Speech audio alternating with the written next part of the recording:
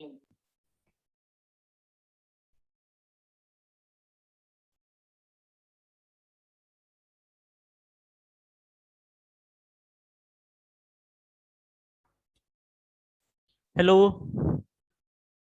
Hello everyone. Good evening sir. Good evening everyone. बहुत स्वागत है बेटा आप सभी का। और वीडियो सेशन आप सभी लोग ऑन कर लो। चलो स्टार्ट करते हैं क्लास।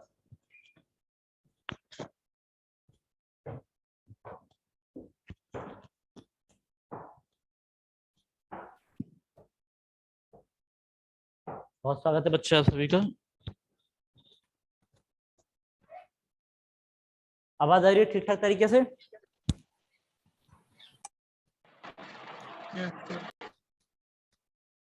आवाज में कोई दिक्कत परेशानी हैरानी तो नहीं है? नहीं सर, आ रही है। अब देखिए एवरीवन, आज के सेशन में हम लोग लास्टली अभी हमने क्या डिस्कस किया था, तो एन फैक्टर डिस्कस कर दिया था।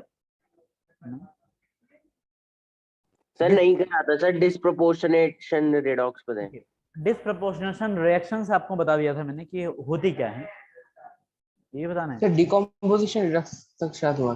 डिकम्पोजिशन रिडॉक्स हो चुका था, कंपाउंड डिकम्पोजिशन हो चुका था और कंपाउंड रिडॉक्स हो चुका था, सिंपल रिडॉक्स भी हो चुका था। अब आखिरी एक और रिडॉक्स बचा हुआ है, जैसे क्या बोलते हैं, 2 बच गए सर 2 बज गए थे सर, डिकम्पोजिशन तक हुआ था, सिंपल और डिकम्पोजिशन। यार पढ़ता ही नहीं हो तुम, तुम्हारा रह जाता है। हम सोचे ये सारा करा दिया तुम लोगों को। चलो आज का सेशन बच्चा लोग एन फैक्टर पे के कैलकुलेशंस पर डिपेंड करेगा। एन फैक्टर का हम लोग किस तरीके से कैलकुलेशन करते हैं यही हम लोग देखेंगे। क्या कहते हो, बैकग्राउंड ब्लू ग्रीन सही है या फिर चेंज? जैसे ब्लैक कर दो सर ब्लू। ब्लैक कर लो, वो ज्यादा बेटर रहता है। यार तुम ब्लैक से थकते नहीं है क्या? नहीं सर सर, दिख डीप जाता कलर है अच्छा ना लगता है। सर, वो दिख जाता है क्लियरली। ये गंदा कलर है, हरियाली इसी तो बोलते हैं। सर ज्यादा हरियाली हो गया सर, ब्लैक ही कर लो। ज्यादा हरियाली हो गई है, चलो ठीक है। तुम्हें हरियाली नहीं पसंद?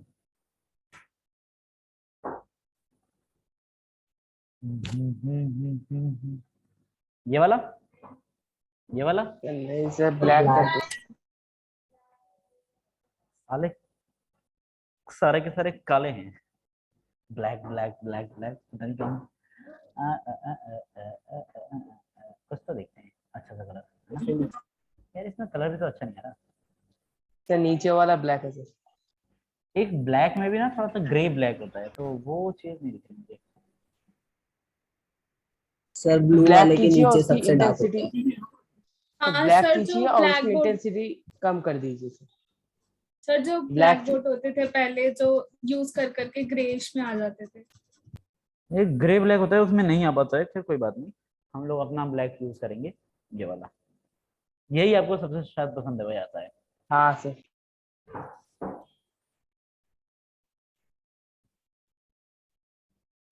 तो एवरीवन,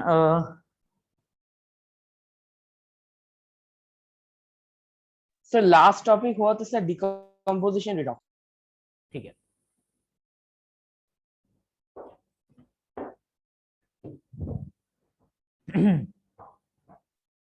डीकम्पोजिशन देखो, 4 तरीके के रिडॉक्स होते हैं। रिडॉक्स 4 तरीके का होता है। रिडॉक्स 4 तरीके का क्या मतलब है? रिडॉक्स 4 तरीके का होता है, और पहला है सिंपल रिडॉक्स, दूसरा है डीकम्पोजिशन रिडॉक्स। रिडॉक्स 4 तरीके का होता है, ठीक है। पहला सिंपल रिडॉक्स, सिंपल रिडॉक्स मैं आपको बता चुका हूँ। दूसरा होता है डीकम्पोजिशन, कराया था करा दिया। डीकम्पोजिशन रिडॉक्स, ये भी आपको मैं करा चुका हूँ। और तीसरा जो होता है बेटा, उसको बोलते हैं कंपाउंड रिडॉक्स, कंपाउंड रिडॉक्स, और कंपाउंड रिडॉक्स भी करा चुका हूँ।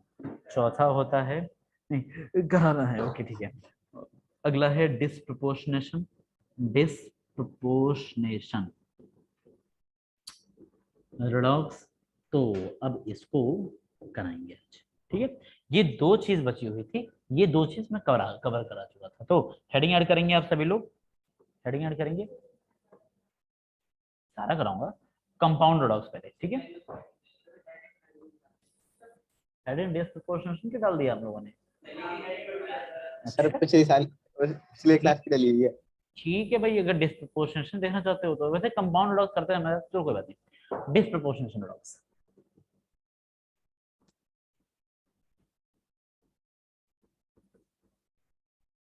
बड़ा लंबा नाम है यार, disproportionation redox.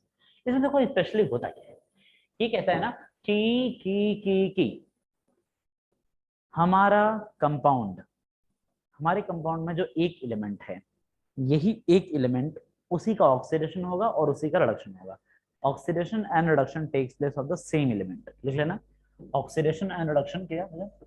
Oxidation and reduction takes place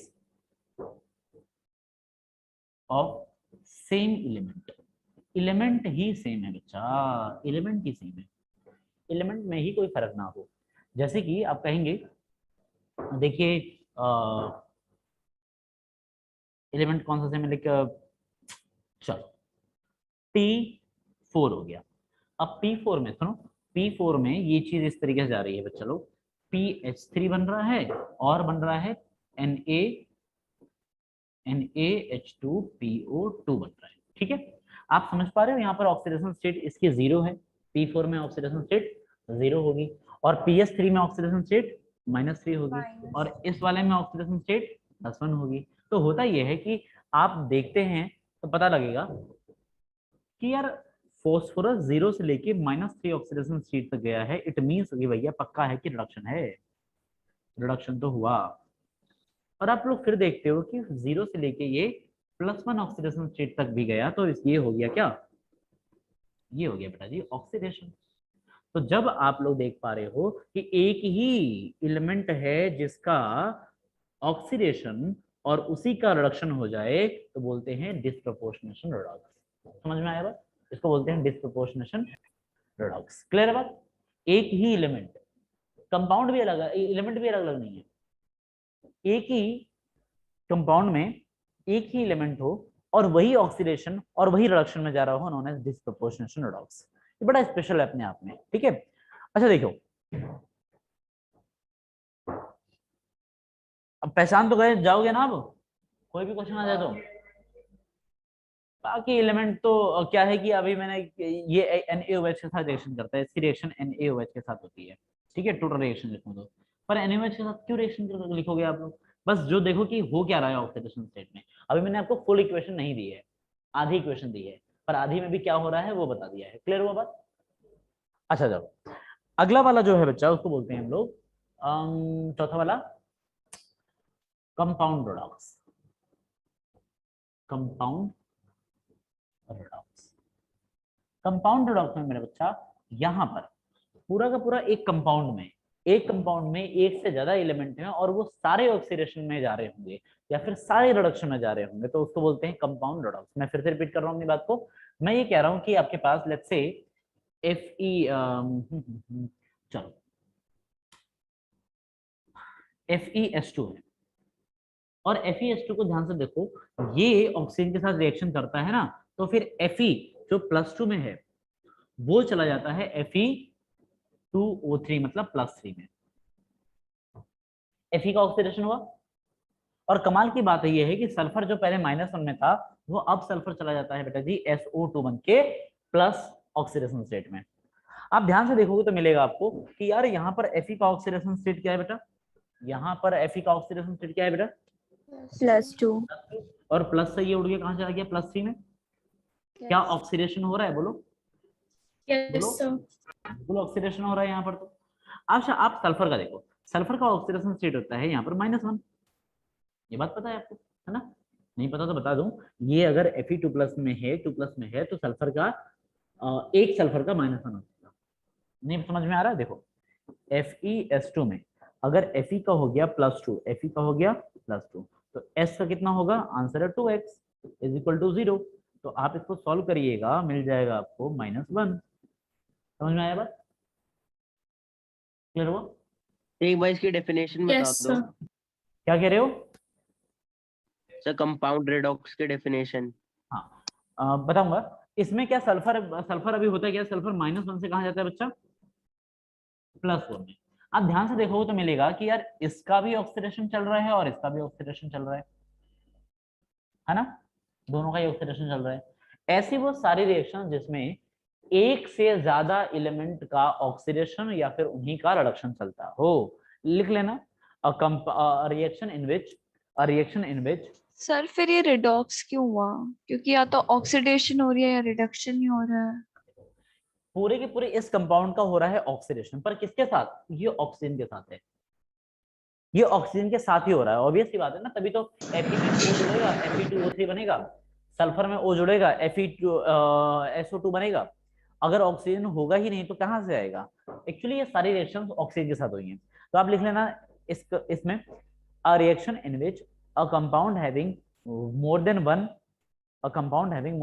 element, a reaction in which a compound having more than one element, लिखो, a reaction in which a compound having more than one element, or reaction in which a compound having more than one element undergoes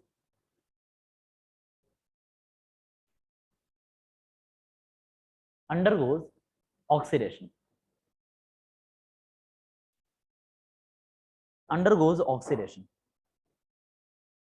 ठीक है। Excuse me sir, हाँ बेटा, sir जो disproportionation redox होता है उसमें हम ये कह सकते हैं कि जो कॉम्बिनेशन रिएक्शंस होते हैं वो उसी पे परफॉर्म होता है, क्योंकि जैसे आपने जो एग्जांपल दिया था वो एक कॉम्बिनेशन रिएक्शन था।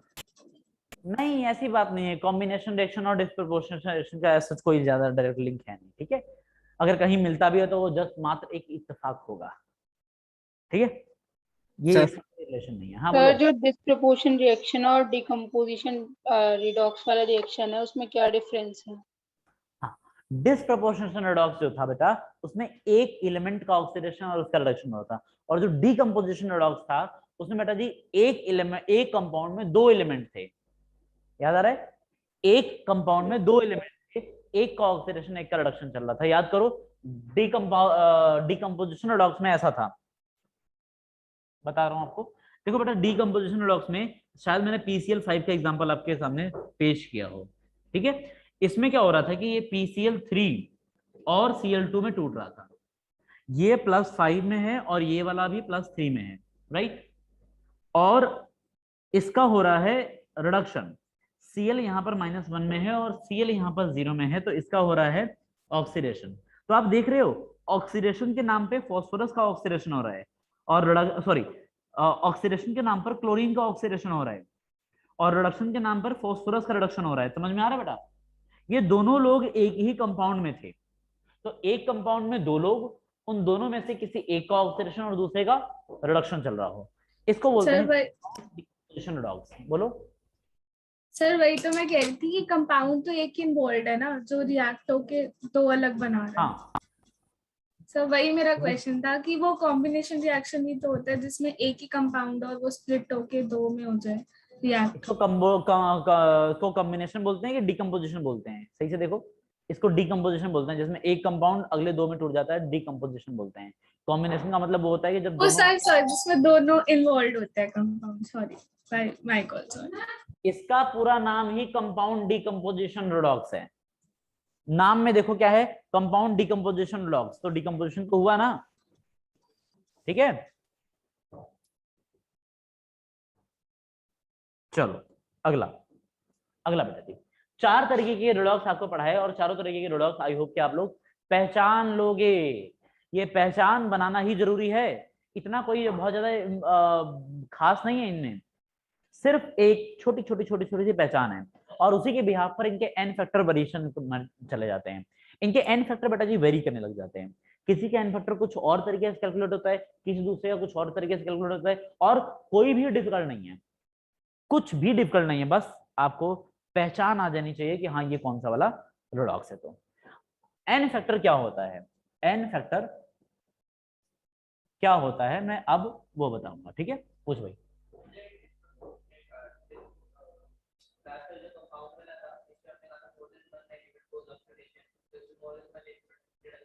हाँ हो सकता है, अगर एक से ज्यादा का रिडक्शन कहीं हो रहा हो तो वो भी वही होगा, ठीक है।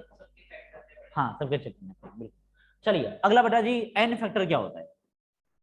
एन फैक्टर क्या होता है?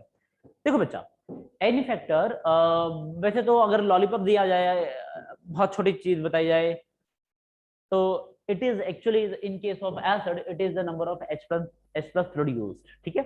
इन केस ऑफ एसिड लिख लेना, इन case of acid it is very simple, number of H plus produce लिख लो।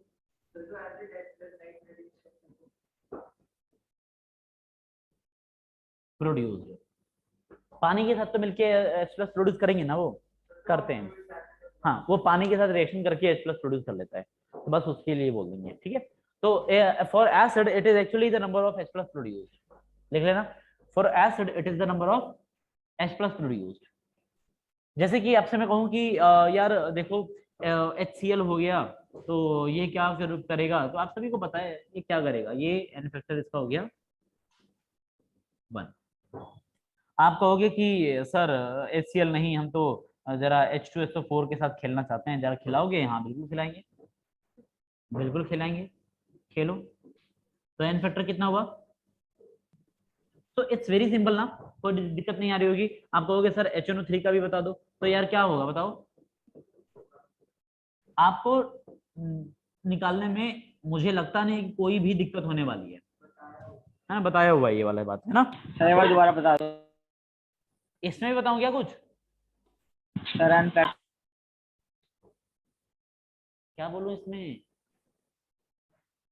बोल सर हाँ, सर एन फैक्टर दोबारा सब BH3 का बताना। बता रहा हूँ यार, सुन ले, इस वाले में पूरे में number of H plus produced, ठीक है। एन फैक्टर क्या होता है बच्चा? इन case of acid it is the number of H plus produced. अब HCl में देखो तेरे पास एक ही H है, तो वो एक ही क्रिएट करता है, ये 2 क्रिएट करता है और ये 1 क्रिएट करता है। किसी बच्चे ने पूछा कि सर BH3 का बताओ, क्या ये 3 कर देगा? नहीं, एक्चुअली नहीं। ये बेटा जी BH3 एक लुईस एसिड है, और ये करता क्या है देखो, ये करता ये है कि ये ना जब पानी के साथ रिएक्शन करेगा, तो पानी में से ये OH निकाल के H प्लस प्रोड्यूस कर जाता है। ये मतलब BH3 OH के साथ इसका कनेक्शन बैठ जाता है और ये निकालता है 1 H प्लस। तो इसका एन फैक्टर कितना हो गया? 1। ये पानी के साथ रिएक्ट करके 1 H प्लस देता है, इसलिए इसका एन फैक्टर कितना हो गया? 1, ठीक है। BH3 का एन फैक्टर 1 होता है। हाँ, how to calculate n factor हो जाएंगी, मतलब धीरे धीरे आप BH3 भी पढ़ोगे और उसके भी रिएक्शन पढ़ोगे, तो उसमें कोई दिक्कत नहीं है। सर। मिलके क्या बना रहे हैं? क्या कह रहे हो? CH3OH मिलकर क्या बन रहा है? हाँ, ये एक्चुअली बेटा जी देखो एक वेकेंट ऑर्बिटल होता है, ये मैं आपको रिएक्शन कराऊंगा, कोऑर्डिनेट बॉन्ड हो जाएगा। कोऑर्डिनेट बॉन्ड बन जाता है। एक्चुअली ये इस तरीके से हो जाता है, BH3 का 3 H तो था, ये 1 OH आ जाता है, इस तरीके से ये आ जाता है, तो ये बन जाता है पूरा माइनस चार्ज के साथ। तो ये सिंपल है, इतना डिफरेंट नहीं। अरे डेटिव बॉन्ड नहीं होता? हाँ डेटिव ही कह रहा हूँ मैं, तो बनाया भी तो डेटिव है, तुम क्यों घबरा रहे हो? कहाँ घबरा रहे हो? Sir how to calculate n factor क्या चीज? How to calculate n factor n factor? अरे भाई मैंने कहा तो, कोई भी एसिड है तो एसिड में देखो कि कितने वो H प्लस रिलीज कर रहे हैं, बस नंबर ऑफ H प्लस कितने रिलीज कर रहे हैं। इसमें देखो ये इसके साथ रिएक्शन करेगा, कितने H प्लस प्रोड्यूस कर रहे हैं? बोल। 1 तो इसका एन 1 हो गया। इसी तरीके से अगर मैं बात करूं बेटा जी H3PO4 में, तो यहाँ पर ये कितने H प्लस प्रोड्यूस करेगा? 3। तो ये 3 H प्लस क्योंकि प्रोड्यूस कर रहा है, इसीलिए इसका एन फैक्टर हो गया 3। एन फैक्टर हो गया 3। क्लियर हुआ भाई? सर H3PO3 के लिए वो 2 हो जाएगा ना इन फैक्टर? H3PO3 के लिए आप देखो, H3PO3 के लिए जब करते हो तो इसका कंपाउंड थोड़ा सा बना के देख लिया करो, इजी हो जाएगा आप लोगों के लिए। इट्स वेरी इजी कि आप इस तरीके से OH हो जाता है और ये क्या हो जाता है? H हो जाता है। तो आप जब यहाँ पर H प्लस रिलीज करवाओगे तो बेटा एक H प्लस यहाँ से रिलीज होगा, अगला वाला यहाँ से रिलीज होगा, तो ये हो गया है 2 H प्लस रिलीज हो जाएगा। और इस तरीके से हो जाता है। एन फैक्टर की वैल्यू कितनी? 2।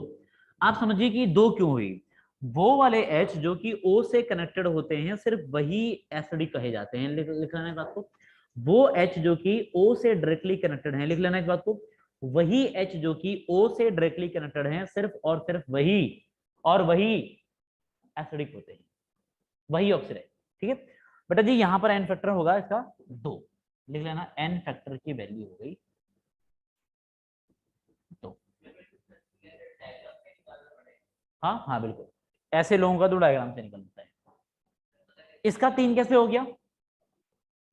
इसका 3 इसीलिए तो स्पेशल 3 OH है। 3 O से कनेक्ट। तीनों H बेटा जी O के साथ कनेक्टेड होते हैं। और स्ट्रक्चर बनाना मैं आपको आई थिंक बता चुका हूँ। अगर स्ट्रक्चर बनाना बता चुका हूँ तो फिर खत्म। हाँ बस बता चुका हूँ फिर तो।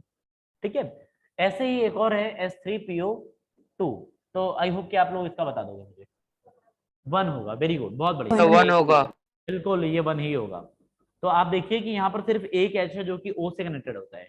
जितने भी H O से कनेक्टेड होंगे वही सिर्फ आयनाइज होते हैं और वही एसिडिक कहे जाते हैं।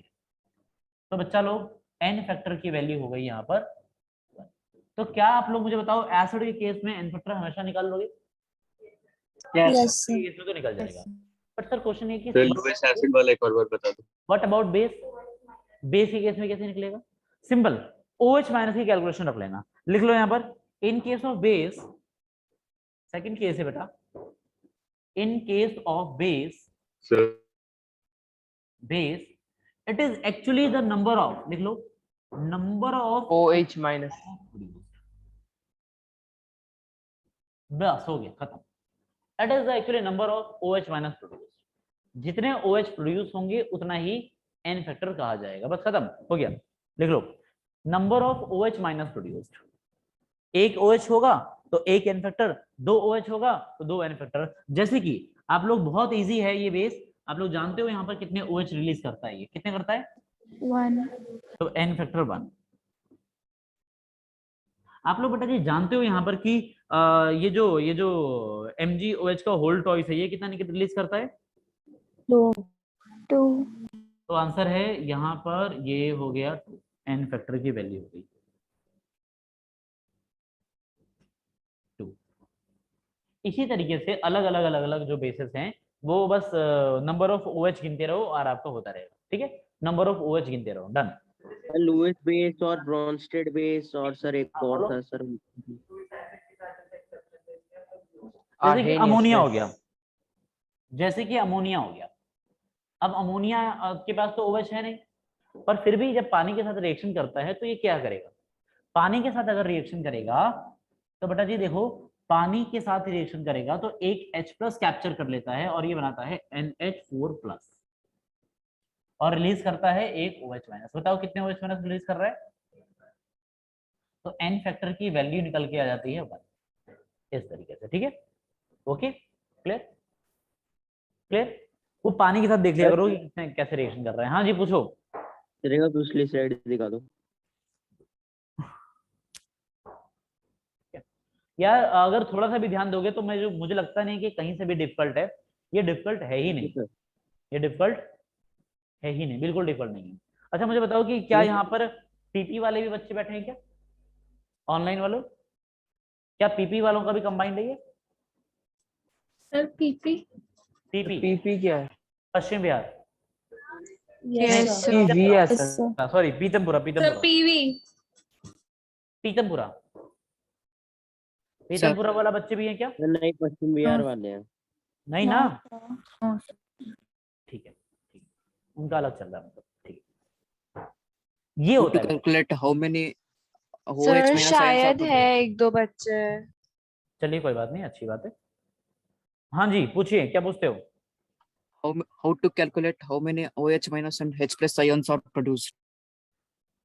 देखो यहाँ पर तो साफ साफ आपको OH दिख रहा है, यहाँ पर साफ साफ आपको OH दिख रहा है। इस केस में आपको OH शायद दिख ना रहा हो, पर मैं आपको बता देता हूँ बच्चा कि जब आप लोग कुछ ऑर्गेनिक पढ़ लोगे, कुछ रिएक्शन पढ़ लोगे, तो ये रिएक्शन हालांकि इनबिल्ट रह जाती है आपके अंदर, पर फिर भी इनिशियल फेज में बताता हूँ। इसके पास कितने लोन पेयर है? एक लोन पेयर है। तो जब ये H2O के साथ रिएक्शन करेगा तो कैसे करेगा? H+ और OH माइनस। H2O को जब डिसोशिएट करते हो तो H+ और OH माइनस क्रिएट होता है।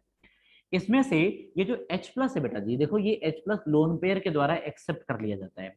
जब इसने H प्लस एक्सेप्ट कर लिया तो रिलीज क्या हो गया, फिर फ्री कौन रह गया, OH माइनस। इस तरीके से हमेशा जितने भी लुईस बेसिस होते हैं नॉर्मली वो एक ही H प्लस आयन एक्सेप्ट करते हैं, एक तरफ आते हैं, ठीक है। और भी जितने भी हैं वो एक ही H प्लस आयन एक्सेप्ट करेंगे, जैसे कि ये वाला, जैसे कि ये वाला, सुनो, जैसे कि ये वाला। अब इसके पास कितना माइनस चार्ज है, एक। तो अगर इसको आप लोग H2O के साथ रिएक्शन कराओगे, H प्लस और OH माइनस इस तरीके से हो गया, तो फिर ये वाला जो माइनस चार्ज है वो एक H प्लस को कैप्चर कर लेता है। एक H प्लस को इसने कैप्चर कर लिया तो बच फ्री कौन हो गया बेटा, फ्री कौन हो गया, अब कितने OH माइनस फ्री हुए, 1, तो n फैक्टर हो गया 1। क्लियर बात, इस तरीके से किया जाता है। तो ये आपको मामला तभी फिट होगा जब आप लोगों को मैं रिएक्शंस सिखाऊंगा, रिएक्शंस कराऊंगा, और रिएक्शंस में कराऊंगा धीरे धीरे आपको केमिस्ट्री में रिएक्शंस ऐसे ही आ जाती हैं बहुत सारी, जब मैं स्टार्ट करूंगा। अभी तो आई होप कि आप लोगों ने केमिस्ट्री की रिएक्शंस देखी ही नहीं है, केमिस्ट्री में होने वाली रिएक्शंस तो आपने शायद आप लोगों ने शायद देखी ही नहीं है अभी तक, तो है ना। अभी तक कोई ऐसा चैप्टर आया नहीं जिसमें मैंने रिएक्शन कराई हो। It's a very simple and बहुत ही प्लेन क्वेश्चंस हैं, ठीक है। इसके लिए आपको मशक्कत करने की जरूरत नहीं होगी, बिल्कुल भी नहीं। ऐसा नहीं है कि आपको इसमें मेहनत करनी पड़ेगी बाद में, बिल्कुल भी नहीं। ये सब आप इनबिल्ट हो जाएगा आपके अंदर, इनबिल्ट कर दूंगा मैं। सर ये पानी में डिसॉल्व होकर सर तो एक एसिड बना देता है ना, मतलब ये CH3COOH। हाँ, ये बेटा पानी में डिसॉल्व होकर एसिड बनाता है, और ये एक्चुअली मैं आपको इक्विलिब्रियम वाले चैप्टर में करा दूंगा, ठीक है, कैसे करता है। ठीक, आगे सर, ठीक है। अगर मैं एन फैक्टर की बात करूं इन केस ऑफ एसिड के केस में तो अच्छा लगता है, हमें समझ में आता है। बेस के केस में कहूं तो भी समझ में आता है, अच्छी बात है। पर सर क्या दूसरे भी कंपाउंड है जहां पर एन फैक्टर की कैलकुलेशन करी जा सकती है, एन फैक्टर की बात कही जा सकती है, बोलो। दूसरे भी केसेस हो सकते हैं क्या, सर, बिल्कुल बिल्कुल चेंज इन इलेक्ट्रॉन। बिल्कुल हो सकते हैं। चलिए इधर जाता है।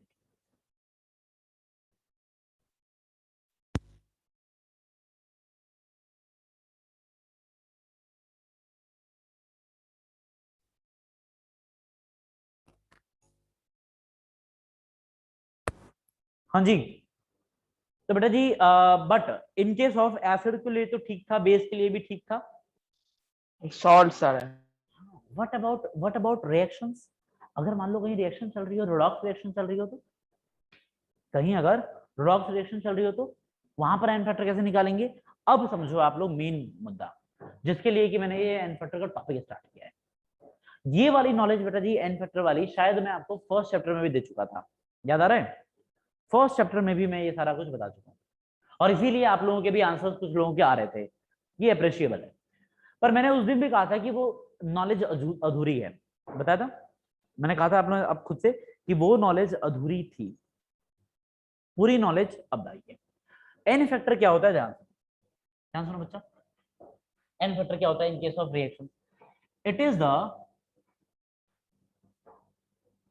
नंबर ऑफ इलेक्ट्रॉन, लिख लो ध्यान से, number of electron in case of reaction. Actually यही मेन है, यही मेन डेफिनेशन है इन फैक्टर की। It is the number of electron transferred by a molecule, लिख लो, बाय अ मॉलिक्यूल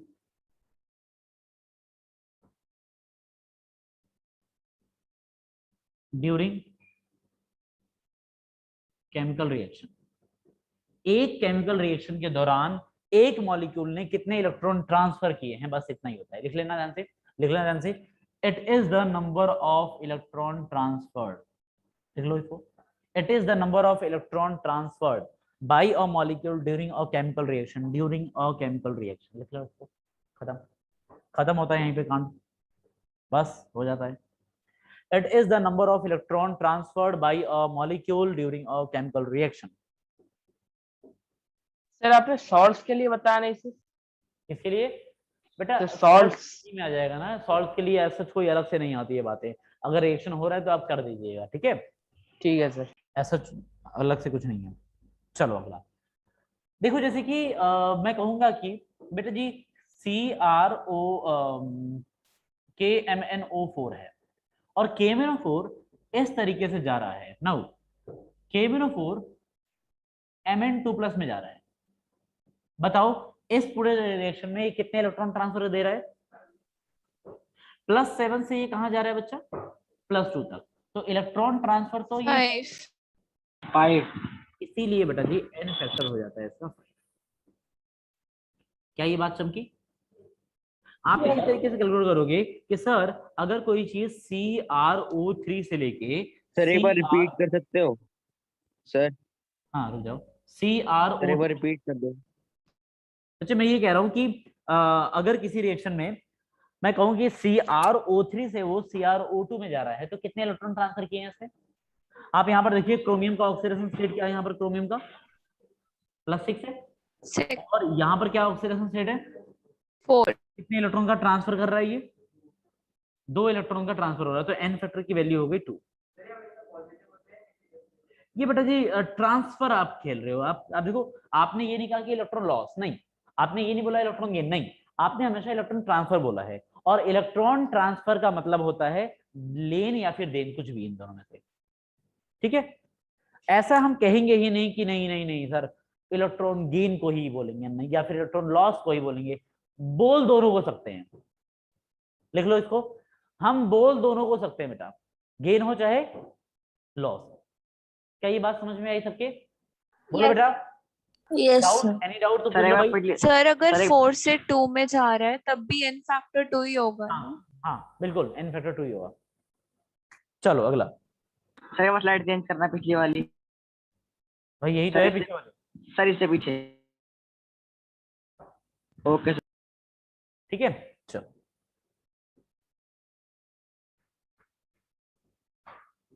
देखो बच्चा लोग, ऐसे ही करके बहुत सारी रिएक्शंस आती रहती हैं आपके सामने और कहती हैं कि बताओ इसका n फैक्टर कितना होगा, इसका n फैक्टर कितना होगा। जैसे कि मैं कहूँ कि यार देखो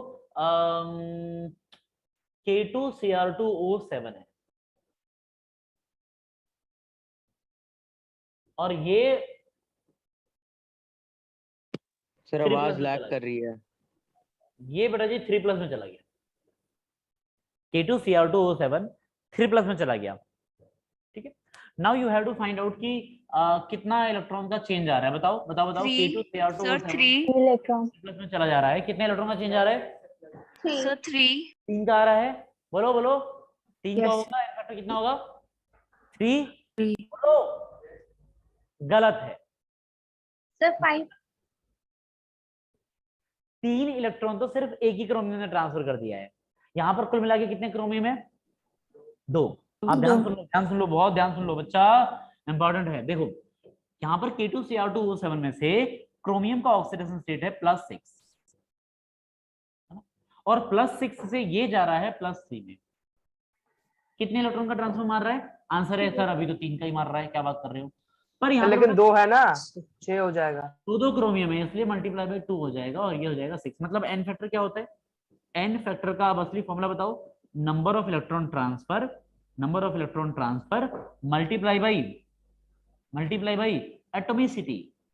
ठीक है, number of atomicity of this particular atom. अब देखो इसको इस तरीके से, कुछ लोगों को शायद ना समझ में आया हो तो उनके लिए मैं बता रहा हूँ।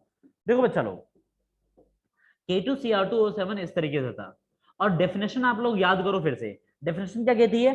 ये कहती है कि number of electron transfer during a chemical reaction by a molecule. आपको लगता नहीं है कि मॉलिक्यूल इस पूरे को कहा जाएगा? ये पूरा एक मॉलिक्यूल है और बेटा रिएक्शन के दौरान हो क्या रहा है? ये क्रोमियम 3+ में जा रहा है और ऐसे ऐसे 2 क्रोमियम आ रहे हैं 3+ में, राइट? तो आप देखिए एक क्रोमियम +6 से +3 में आया, 3 इलेक्ट्रॉन का ट्रांसफर हुआ।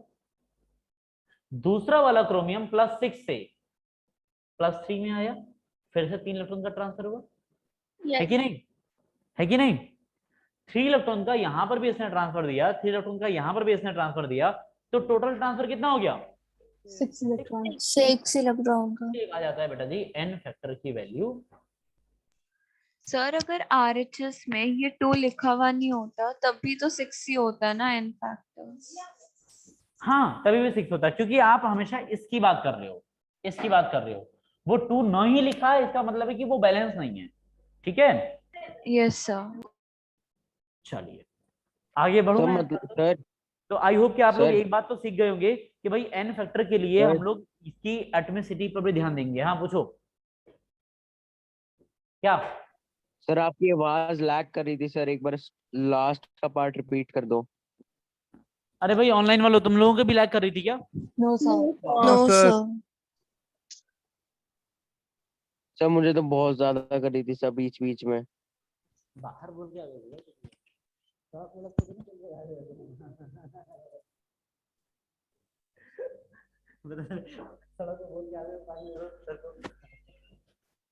चलो देखो, हाँ भाई बेटा मैं ये कह रहा था, सुन ले ध्यान से, कि क्रोमियम 6+ से ये क्रोमियम 3+ में गया है, तो देख एक 6+ से ये 3+ में गया, तो 6+ में जो चीज 3+ में जा रही है वो 3 इलेक्ट्रॉन का ट्रांसफर दे रही है। ये भी 6+ से 3+ में गया तो 3 इलेक्ट्रॉन का ट्रांसफर दे रही है। अगर ये भी 3 का यस सर। देगी ये भी 3 का देगी तो टोटल कितने का हो गया बोल।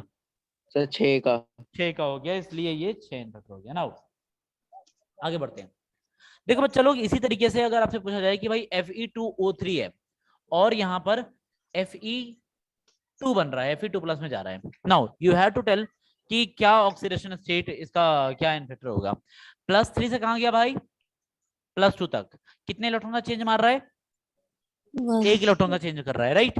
+3 से +2 तक, 2 तक जा रहा है तो 1 इलेक्ट्रॉन का चेंज है। नाउ एन फैक्टर के लिए क्या करते हैं बेटा, 1 मल्टीप्लाई बाई 2 हो गया, क्योंकि यहाँ पर 2 है ना एटमिसिटी इसकी। Fe का देखो, Fe के नंबर कितने हैं यहाँ पर 2, तो यहाँ पर हो जाएगा कुल मिला के 2 से मल्टीप्लाई और 2 हो जाएगा, ठीक है। आप एन फैक्टर जब इसके लिए निकाल रहे हो तो बेटा इसकी एटमिसिटी से मल्टीप्लाई किया जाता है, याद रहे। आप एन फैक्टर इसके लिए निकाल रहे हो, उसके लिए नहीं निकाल रहे हो, सिर्फ इसके लिए निकाल रहे हो। पर अगर यही रिएक्शन बेटा जी इस तरीके से करके दी होती तो, इस तरीके से करके दी होती तो, ये +2 से ये कहता है कि +3 में जा रहा है, तो क्या करते आप, तो क्या कहते, +2 से लेके +3 में जा रहा है तो क्या कहते हैं आप,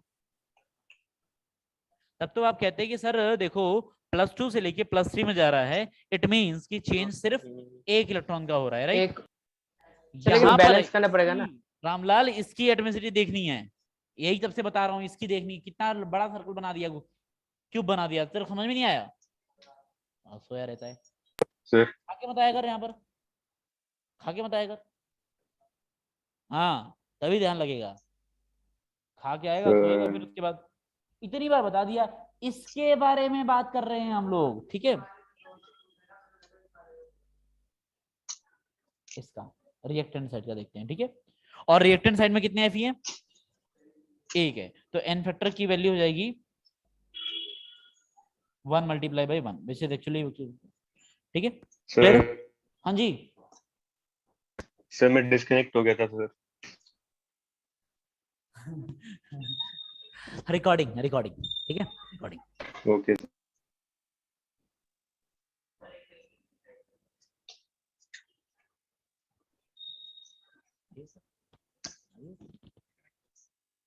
जा रहे हो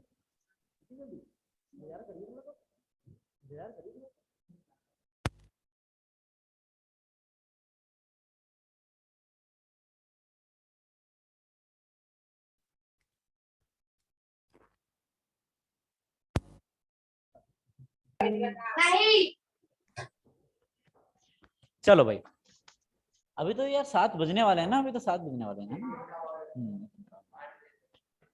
सर आज फिजिक्स की भी 1 घंटे की क्लास थी बस। फिजिक्स की क्या, सर 1 ही घंटे की क्लास थी फिजिक्स तो कोई बात नहीं, 1 घंटे तो हो गया, आप लोग तो खुश हो गए होंगे, बोले आज तो थोड़ा कम हो गया। Yes sir. ये लो बताऊंगा मैं, ये रिकॉर्डिंग मैं बताऊंगा। नो सर मतलब कि एग्जाम चल रहे हैं ना सर, थोड़ा टाइम मिल जाएगा। बस बहुत हो गया, अब एक्सक्यूज ना मारो, अब ये रिकॉर्डिंग तो जाएगी बजाज सर के पास, क्लिप काट काट के जाएगी, नो ठीक है, सर।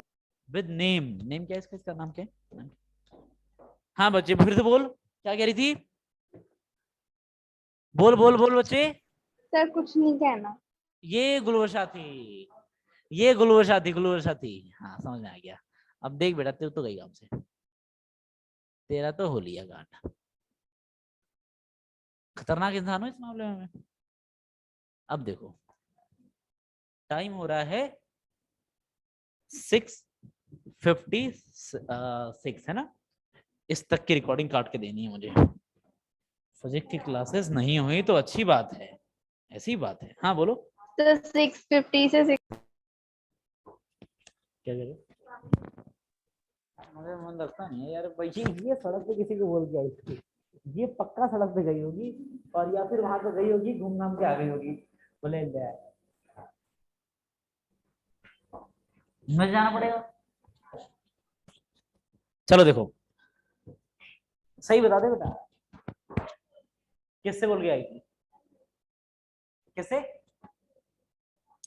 वही वाले यार, उनका दिमाग थोड़ा सा कम है। भूल भाल गए होंगे फिर। अभी जाओगे ना पक्का है। रामलाल इतनी देर से मैं इधर उधर की बात कर रहा हूँ तो नोट नहीं कर सकता था? गजब यार, इतनी देर हो गई बात करते करते, इसने नोट नहीं किया अभी तक।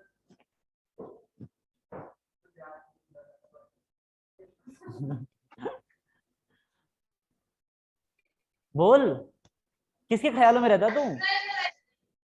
अकेला अकेला गुमसुम गुमसुम। से स्टूडियो में अलाउड होता है कि फोन लेके आ जाओ, जिसको लिखना नहीं है वो पिक्चर खींच के ले जाए। क्या कह रही है? स्टूडियो में अलाउड होता है कि फोन लेके आ जाओ और जिसको लिखना नहीं है वो पिक्चर लेके चले जाओ। हाँ हाँ बिल्कुल अलाउड होता है, याद तो जाओ एक बार। सर पीडीएफ ऐसे अपलोड तो होता ही है। हाँ सेम ही तो चीज है, यहाँ हम स्क्रीनशॉट लेते हैं, वहां पे फोटो लेंगे। अच्छा पीडीएफ इनको मिल रही है, स्क्रीनशॉट लिए जा रहे हैं, गजब, अलग ही टैलेंट निकल के आ रहा है भाई साहब। वो भी क्लास में आके करेंगे, आ तो जाओ एक बार। पीडीएफ से स्क्रीनशॉट नहीं होता ना, यहाँ से हो जाता है। यार तुम्हें पीडीएफ से स्क्रीनशॉट करना क्यों, उसे डाउनलोड कर लो ना पीडीएफ को। अच्छा अच्छी बात, नहीं होता। काफी नोट कर लो वहां से, वो नोट कर लो। सारी पीडीएफ डाउनलोड। समझ आ गया मुझे क्या कर रही हो तुम, स्क्रीनशॉट ले लेके ये फोल्डर बना रही होगी, इस चीज के फोल्डर ले स्क्रीनशॉट सारे, और इसको पीडीएफ में फिर कन्वर्ट कर दे रही होगी। ये यही काम कर रही है, मैं जानता हूँ। या फिर बेच देगी। नहीं कर रही ऐसी, यही कर रही है ना, नहीं कर रही। कॉपी लेके आएगी अगली क्लास में तुम। कौन था वैसे? मैं दिल्ली में नहीं हूँ, मैं अनोखी, तेरा कुछ नहीं कर सकते हम। हाँ ये पिटेगी किसी दिन। ये पूछ भी क्यों रही है फिर, स्टूडियो में लेके आ सकते जब दिल्ली की है नहीं तो। जब बेटा तो दिल्ली की है ही नहीं, आ सकती ही नहीं है, तो ऐसा क्वेश्चन क्यों पूछा तूने? तभी तो मैंने ऐसे ही पूछा, मतलब अरे इन्फॉर्मेशन ले रही थी। Sir time pass. In general question था तो ये। General information. Sir GK sir friendly ये है। इन्फॉर्मेशन बाहर ट्रांसफर होगी सर। यार ऑनलाइन में एक सुविधा और हो जाए बस मुझे, ठीक है, कुटाई करने वाली, वहीं से तब पढ़। बस ये आखिरी इच्छा है मेरी, कुटाई करने वाली सुविधा भी हो जाए। सर इतनी टेक्नोलॉजी एडवांस नहीं होगी, सर कुटाई से ज्यादा हम अच्छा है होने ही कि नहीं देंगे, हम ही तो यूथ है, हम नहीं होने देंगे। या फिर ऐसा सिस्टम लगा दो कि जो ऑनलाइन क्लासेस लो उसको कुछ सर में लगा के लगे, मशीन लगानी पड़ जाए, और लगाने के बाद ही क्लास हो, और टीचर का दिमाग खराब हो तो वहीं से बटन दबाए इलेक्ट्रिक शॉक। ठीक है, सर में इलेक्ट्रिक शॉक ले, फिर से ले, तू फिर से ले, तो यही किसी सर काम उसको चलाने के लिए बिजली चाहिए होगी, सॉकेट हमें लगाना होगा, हम सॉकेट ही नहीं लगाएंगे।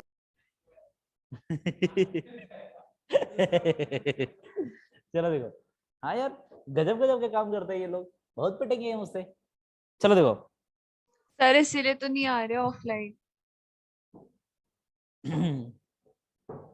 देखो वैसे तो मैं आपको सच्चाई बता दूं, आप लोगों के जमाने तक, मतलब जब आप लोग आओगे ना नीट वीट का पेपर और जेई का पेपर देने के लिए, जिस वक्त आओगे उस वक्त कोविड जा चुका होगा बहुत अच्छे तरीके से, ठीक है, सब कुछ दुनिया वैसे नॉर्मल हो चुकी होगी। यस इस साल ही है जो कि ऑनलाइन चल रहा है, आप सबको पता है कि ऑनलाइन का कितना इफेक्टिवनेस होता है। इफेक्टिवनेस बहुत ज्यादा होती नहीं है, चाहे आप कैसे भी सुविधा दे दो। मुझे लगता नहीं है कि देश में पूरे इससे ज्यादा ऑनलाइन में कोई इफेक्टिव क्लासेस दे रहा होगा, मतलब जिसमें आप लोग वीडियो सेक्शन ऑन कर सकते हो, बोर्ड पे आप लोग पढ़ सकते हो, जब बोलोगे तो आपका रिप्लाई आ जाता है, क्लास में लिमिटेड अमाउंट ऑफ स्टूडेंट्स हैं, तो ये मतलब फैसिलिटी काफी अच्छी है। इससे और अच्छा कौन क्या कर सकता है, मुझे लगता नहीं। पीडीएफ हम बट दे रहे तब हैं, तक 5G भी तो आ जाएगा। रिकॉर्डिंग हम दे रहे हैं, 5G आ जाएगा नो डाउट।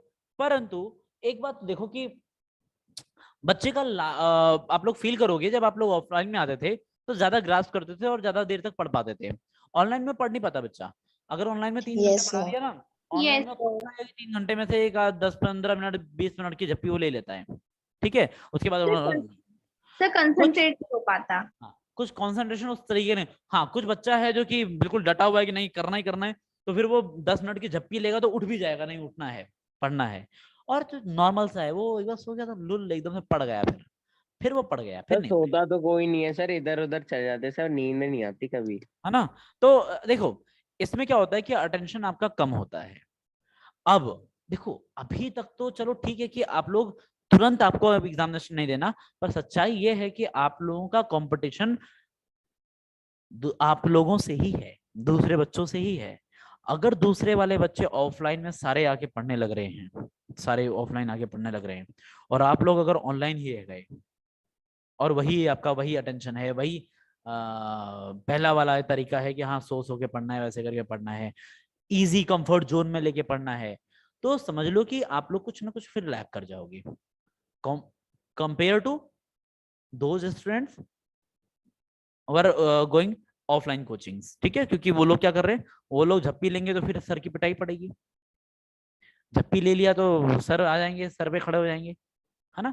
तो ये उसका कुछ ना कुछ तो इफेक्ट ऑब्वियस सी बातें होता है। पर हाँ एक फायदा और भी हुआ ऑनलाइन वालों का कि वो जो बच्चे जो ऐसी सिटीज में है जहाँ पर कि भाई अच्छी इंस्टीट्यूट है ही नहीं, वहां पर अगर इंस्टीट्यूट में मूव करने गए, दिल्ली में मूव करने लग गए, तो साला इंस्टीट्यूट का खर्चा तो होता ही होता है, रहने का भी खर्चा इंस्टीट्यूट के बराबर हो जाता है, उससे ज्यादा खर्चा हो जाता है ना। साल भर आके रहे तो रहने का ही खर्चा निकल जाएगा इंस्टीट्यूट से ज्यादा। उन लोगों के लिए वो सही है कि चलो ठीक है ऑनलाइन हो गया है तो अटेंटिव होके वो पढ़ लें।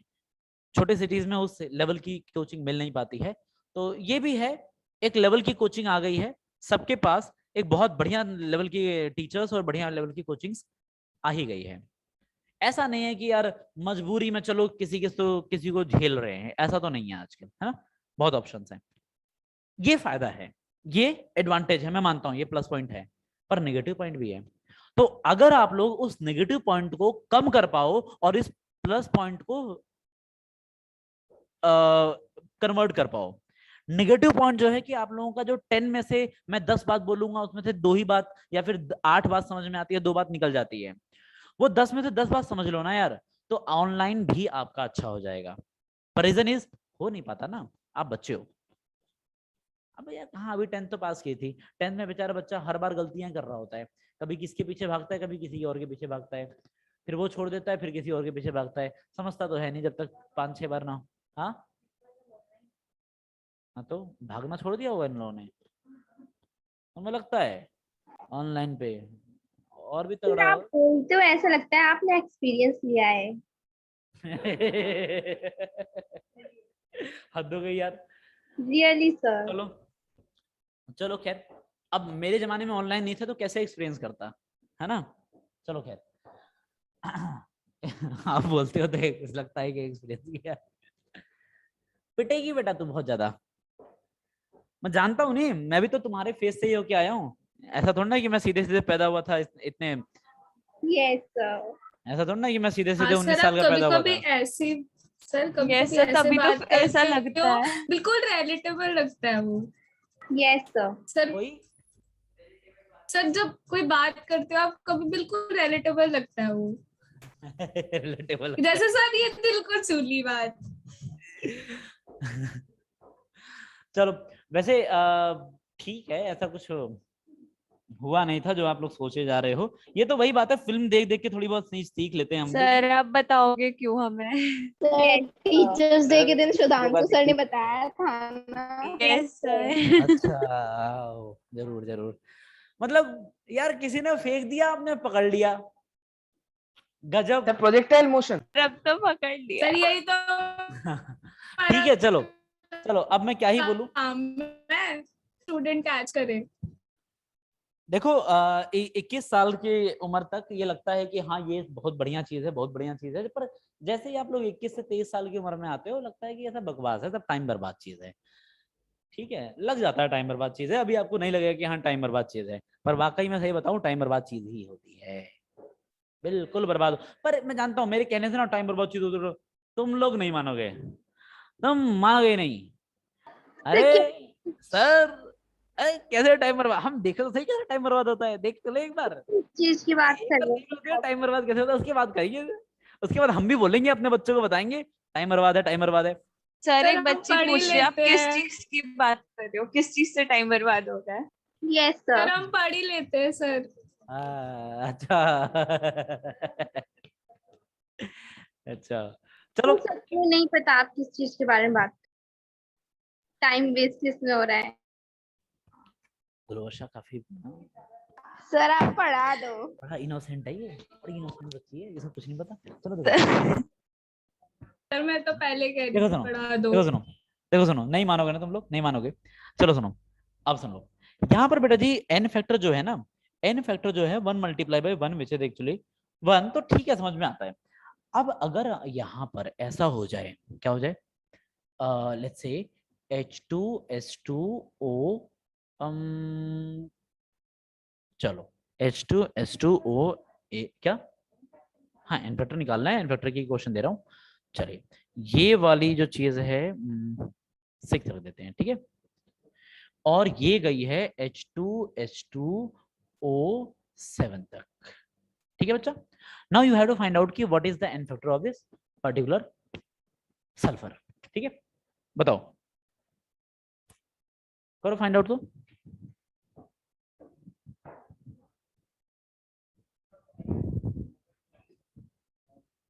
हैं?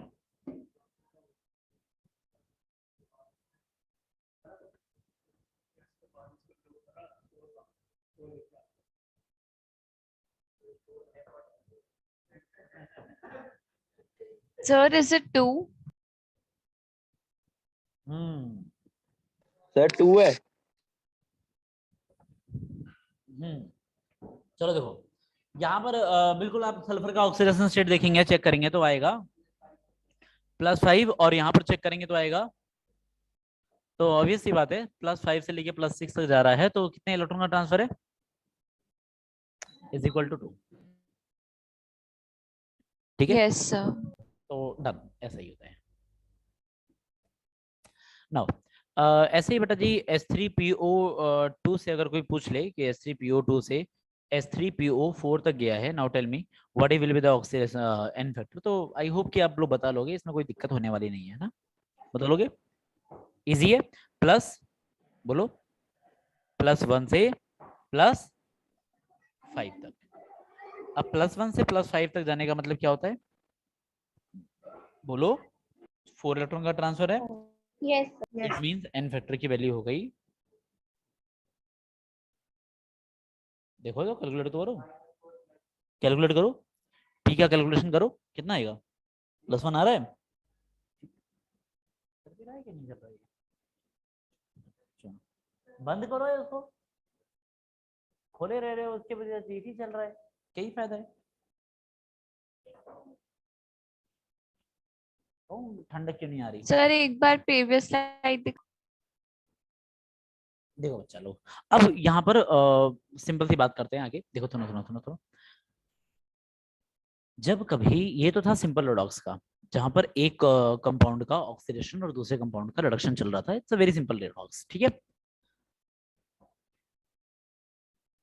परंतु परंतु जब कभी हम लोग कंपाउंड रेडॉक्स की बात करने लग जाते हैं, ध्यान सुनना, जब कभी हम लोग कंपाउंड रेडॉक्स की बात करने लग जाते हैं, आप यहाँ पर देख रहे हो किसी एक चीज का ही ऑक्सीडेशन या फिर रिडक्शन चल रहा था, पर अगर मैं बात करूं कंपाउंड रेडॉक्स की,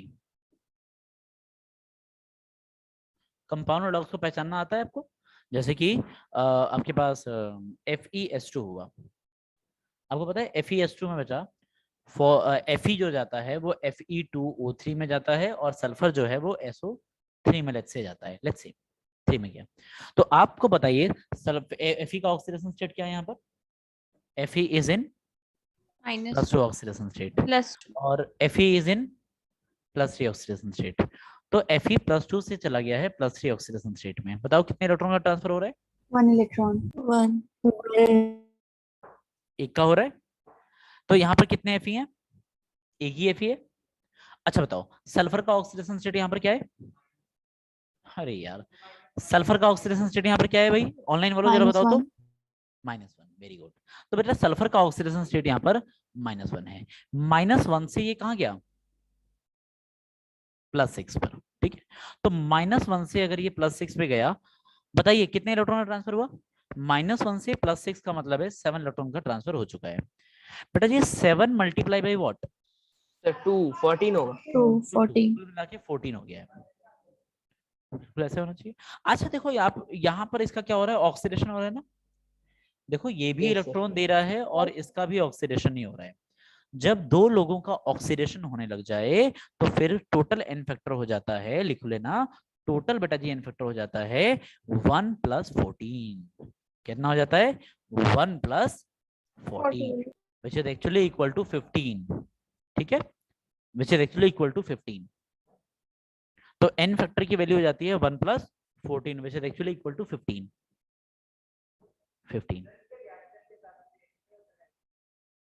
रिएक्शंस के हिसाब से चेंज कैसे, मतलब हाँ बिल्कुल सही बात है। अगर ये कुछ और मान लो वो SO3 में जाके कभी SO2 में जाने लग जाए तो चेंज हो जाएगा, है ना।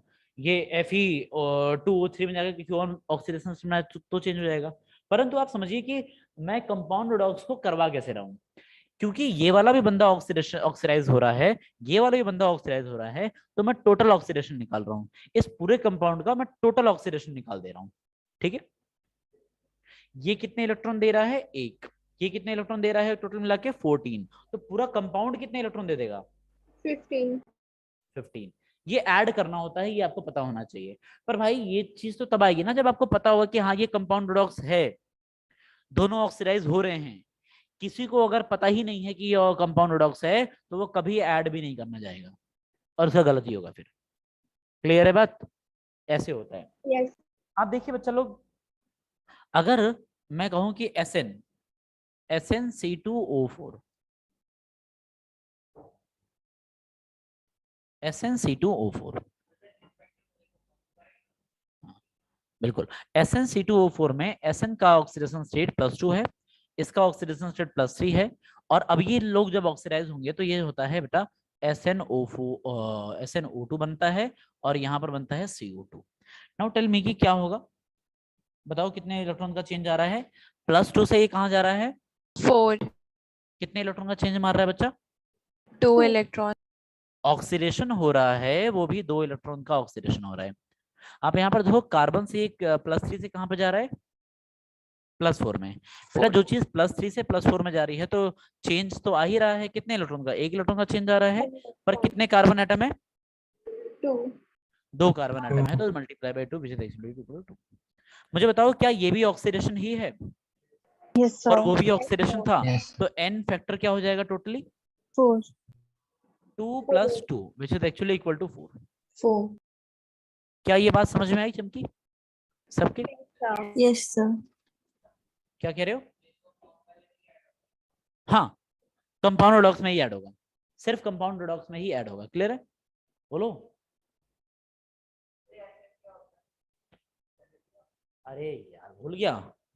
10 काशी गए संत पंडित, संत है ये, संत 10 लेड 10 है ये। ओके, भूल गया? काशी गए कौन? संत पंडित। तो ये कौन है? संत Sn 10। सर ये कार्बन वाली फैमिली का है। हाँ यार भूल गया रामलाल, तुम लोग यार निमोनिक्स भी भूल जाते हो क्या? काशी गए संत पंडित, तो वो संत है, कार्बन फैमिली का है।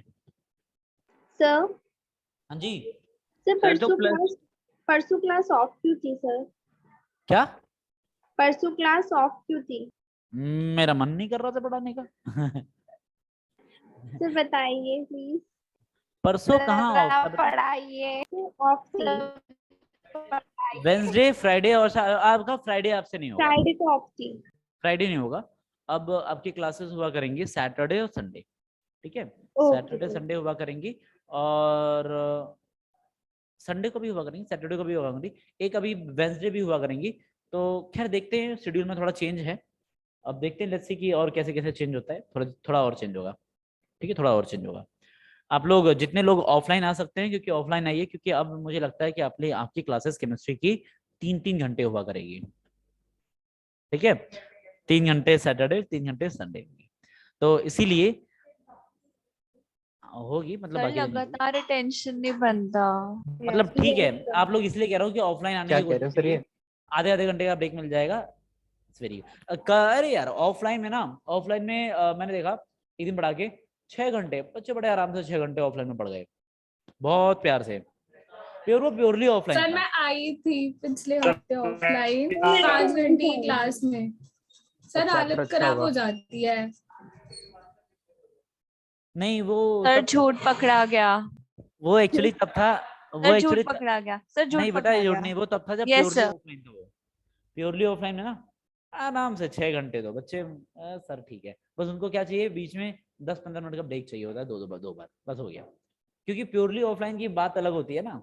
सर देखेंगे तो आके। 6 घंटे तो कंटिन्यूअस यहाँ पर लैपटॉप में यहाँ पर चार्ज भी नहीं रिकॉर्डिंग हो रहेगा रही सर। है, यहाँ पर रिकॉर्डिंग हो रही है, उधर रिकॉर्डिंग नहीं होती है, तो आराम से हम गप्पे मारते हैं बैठ के आराम से, ठीक है, फिर उसके बाद थोड़ा पढ़ाते हैं, फिर थोड़ा गप्पे मारते हैं, फिर पढ़ाते हैं, फिर गप्पे मारते हैं।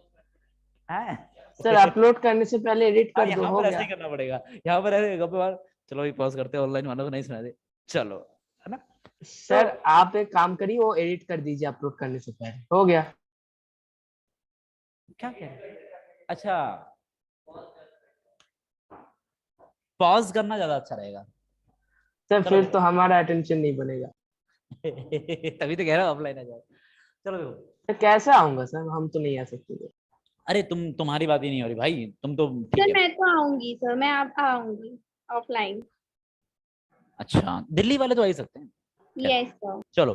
अब आउट बात नहीं, जो गांव के इलाके में ऐसे हैं उनकी तो कोई बात ही नहीं। चलो देखो, दूर हैं आप। अरे यार सुनो सुनो सुनो सुनो बच्चा लोग, ये वाला जो अब रिएक्शन कराने वाला हूँ वो है ये क्या कहते हैं, कंपाउंड रेडॉक्स के बाद now move to the next part, decomposition redox. कौन सा वाला? Decomposition redox. देखो कैसे कैलकुलेट करते हैं, देखो सुनो, देखो सुनो, डीकंपोजिशन रेडॉक्स 3 घंटे की, सब्ट्रैक्ट करना पड़ेगा। सोचो 3 घंटे की मूवी बनाने के लिए कितना पैसा लग जाता है, कितने एक्टर्स लग जाते हैं, कितना टाइम लग जाता है, तब जाके वो 3 घंटे किसी को बांध के रखने वाला मूवी बना पाते हैं, है कि नहीं। और 3-4 घंटे तो हम ऐसे ही 2 घंटे 3 घंटे की वीडियो तो ऐसे ही बना देते हैं। हमारी वीडियो कितनी ज्यादा घंटे की है ना?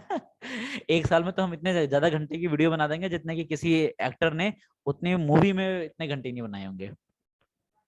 और वो बच्चा बैठ के देखता भी है, मतलब देखेगा ही देखेगा, ऑब्वियस सी बात है, मजबूरी है, चाहे कुछ भी समझो, देखता है ना। किसी मूवी में सिर्फ एक हीरो रख दिया जाए, किसी एक मूवी में सिर्फ एक एक्टर हो, लो चलो किसको बिठा दो, किसी को बिठा दो यार, जो भी, तुम आलिया भट्ट को बिठा लो, तुम तभी भी नहीं बैठ सकते 3 घंटे, ठीक है। तुम रणबीर कपूर को बिठा दो, किसी को बिठा दो, 3 घंटे उसकी शक्ल देख लोगे, 3 घंटे में तो उसकी शक्ल देख के बोर हो जाओगे। हमारी तो फिर भी भगवान ने नॉर्मल बनाई है। ठीक है, ठीक है, हमारी तो फिर भी नॉर्मल बनाई है भगवान ने। डीकंपोजिशन डॉग्स तो वाकई में 3 घंटे किसी एक व्यक्ति की शक्ल देखते रहना और किसी नॉर्मल से व्यक्ति की शक्ल देखते रहना थोड़ा मुश्किल हो जाता है। इसलिए हम अगली बार खोजेंगे कोई टीचर, तो कोई हैंडसम सा टीचर रहे ताकि शक्ल देखने में भी आपको थोड़ा ठीक ठाक लगे। और हाँ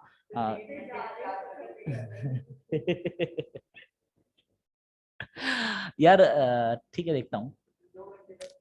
देखो डीकंपोजिशन डॉग्स, डीकंपोजिशन डॉग्स क्या होता है, इसमें ना बेटा जी चीजें डिकम्पोज होती हैं, जो जैसा कि आपको पता है, परंतु सिर्फ पहचान लेना ही काफी है, सिर्फ पहचान लेना ही काफी है, सच्चाई है, पहचान लो, सिर्फ पहचान लो कि कौन है। बस ये PCl5 का ऑक्सीडेशन स्टेट +5 है और यहाँ पर फास्फोरस का ऑक्सीडेशन स्टेट यहाँ पर क्या है बेटा, +3 है।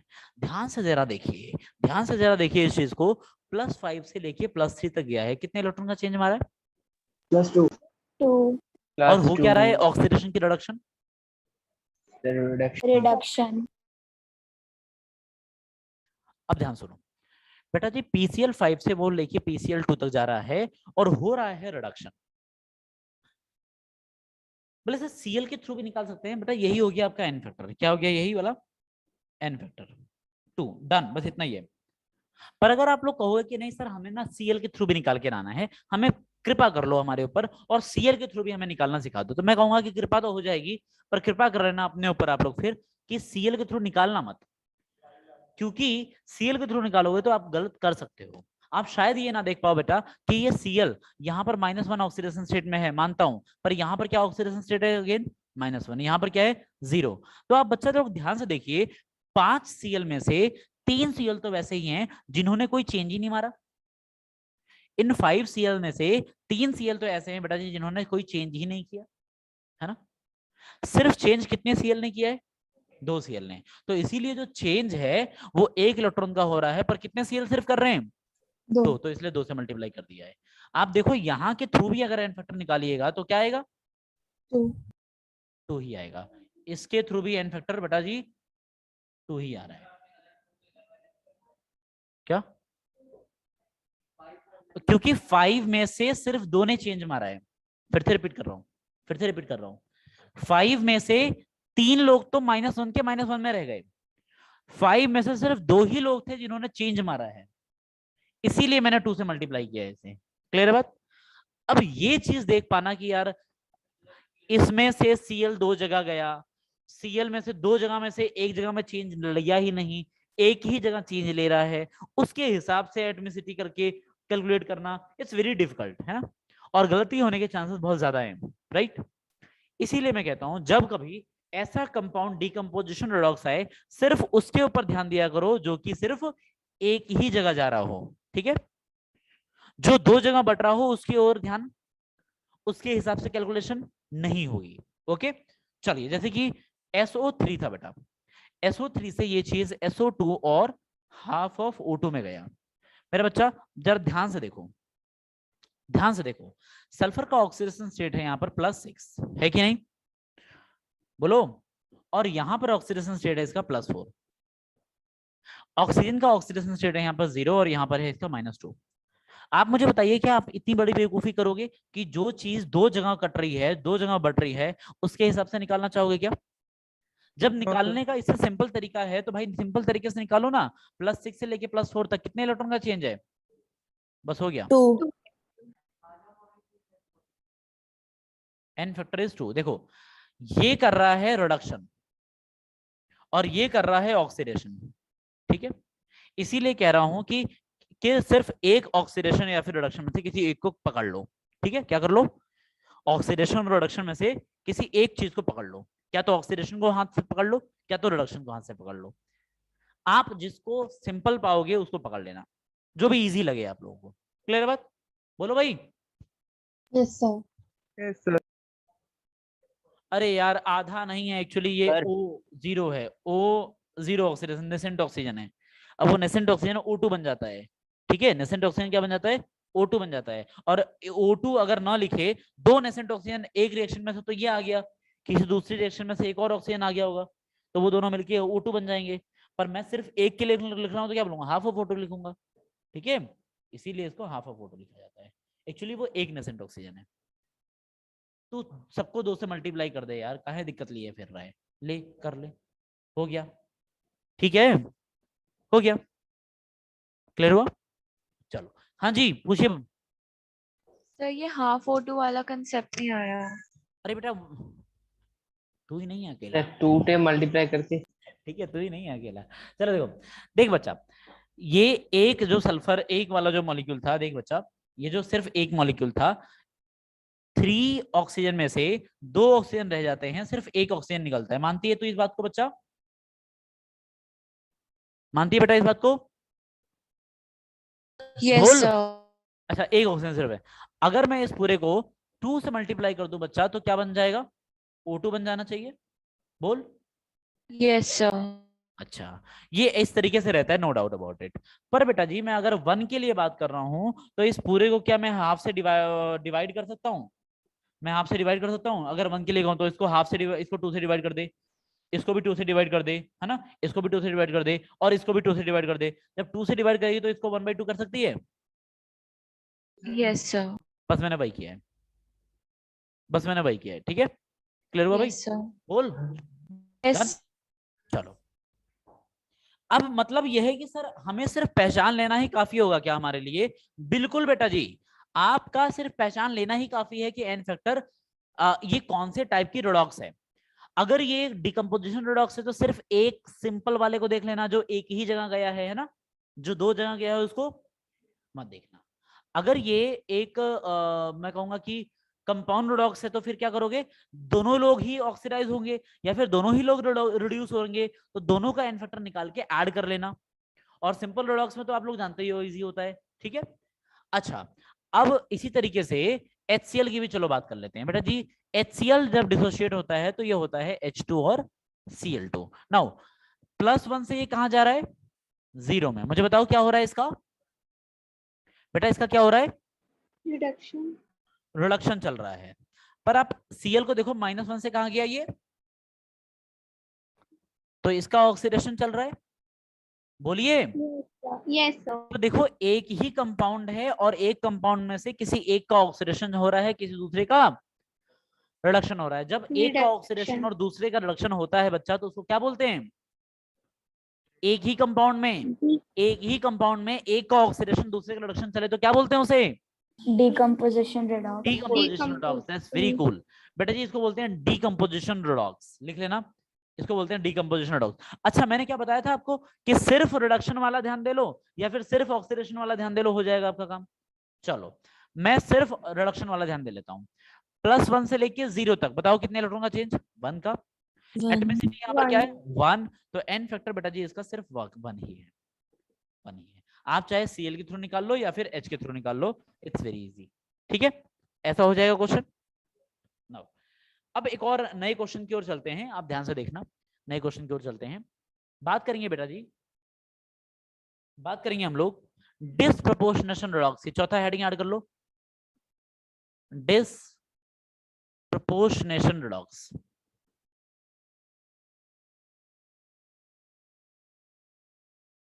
डिसप्रपोर्शनेशन रिडॉक्स, बहुत ध्यान से देखो, डिसप्रपोर्शनेशन रिडॉक्स। इसमें होता यह है बेटा कि डिसप्रपोर्शनेशन रिडॉक्स में ना, जो ये P4 है, P4 को जब NaOH के साथ आप ट्रीट करते हो, P4 को जब NaOH के साथ ट्रीट करते हो, ठीक है ना, तो इसका एन फैक्टर निकलवाए थे, पूछ लो तेरे से, बोल। हाँ पूछ लो चलो पहले इजी एग्जांपल देख लेते हैं। H2O2, H2O2 से ये H2O में गया और O2 में गया। अब ले, ये तो नहीं बताया ना, ठीक है बेटा जी। O का बताओ ऑक्सीडेशन स्टेट यहाँ पर क्या है? क्या है O का ऑक्सीडेशन स्टेट? बोल। -2।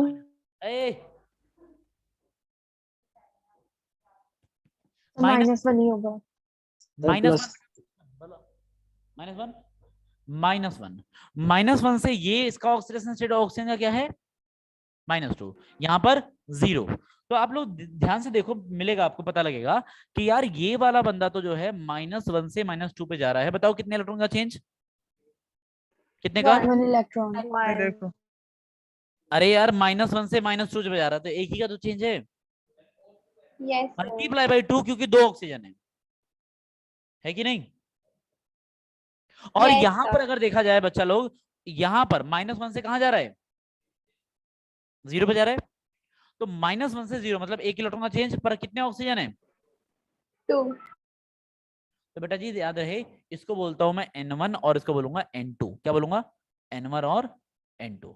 अब आप लोग डिसप्रपोर्शनेशन के लिए फॉर्मूला ले लो, फॉर्मूला लो। ये सिर्फ डिसप्रपोर्शनेशन रिएक्शन के लिए ही वैलिड फॉर्मूला है।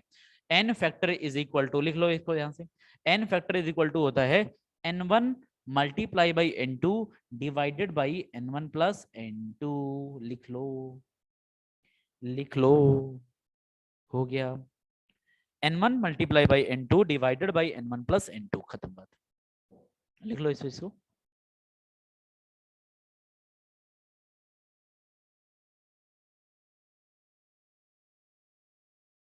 Okay done. N1 multiply by N2 divided by N1 plus N2। बेटा जी यहाँ पर n1 की वैल्यू क्या है? तब 1 है इसमें तो। So n1 1 की आएगा। वैल्यू क्या है? 2 2 और है n2 की वैल्यू भी 2 है, तो 2 2 multiply by 2 which is upon में 2 + 2 तो इक्वल 1 टू होगा। 1। n फैक्टर की वैल्यू वाकई में देखा जाए, पूछा जाए तो ये 1 है। बहुत बार एग्जामिनेशन में आ चुका है, प्रीवियस ईयर क्वेश्चन है, आपको एग्जामिनेशन में मिलता ही रहता है। बेटा डीकम्पोजिशन में फिर बता रहा हूँ, ध्यान सुन ले। डीकम्पोजिशन में एक कंपाउंड है, उसके 2 अलग अलग एलिमेंट हैं और एक का ऑक्सीडेशन एक का रिडक्शन हो रहा है। यहाँ पर एक कंपाउंड में एक ही एलिमेंट का ऑक्सीडेशन और रिडक्शन हो रहा है। यहाँ पर ऑक्सीडेशन किसका? ओ का। रिडक्शन किसका? ओ का। दोनों बार में ओ का। पर बता डीकम्पोजिशन में क्या हो रहा था? सुन, ऑक्सीडेशन किसका और रिडक्शन किसका? अलग अलग एलिमेंट का हो रहा है, यही फर्क है। ठीक है, चलो बच्चा, done. This was all about disproportion. Now एक आध एग्जांपल कर लेते हैं, मजा आ जाएगा थोड़ा सा, है ना। एग्जांपल देखो, T4 से लेके अगर ये चीज बेटा जी PH3 और NaH2PO2 में गया, now tell me what is the n factor of phosphorus? What will the n factor of phosphorus? Now tell me जल्दी, n फैक्टर ऑफ 5 फास्फोरस। तो 5 सही से कैलकुलेट कर यार, सही से कैलकुलेशन करो।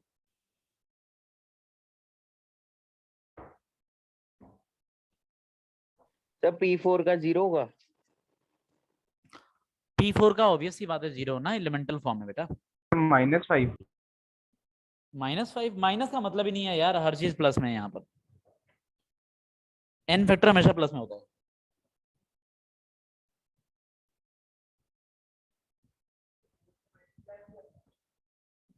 और क्या सब में करता रहा है, यहाँ पर नहीं करेगा। 65/8। हाँ बड़ा भयानक निकाला यार इसने।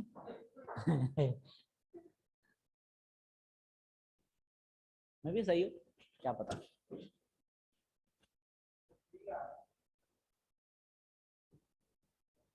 बोल बच्चा, देखो क्या कर रही है।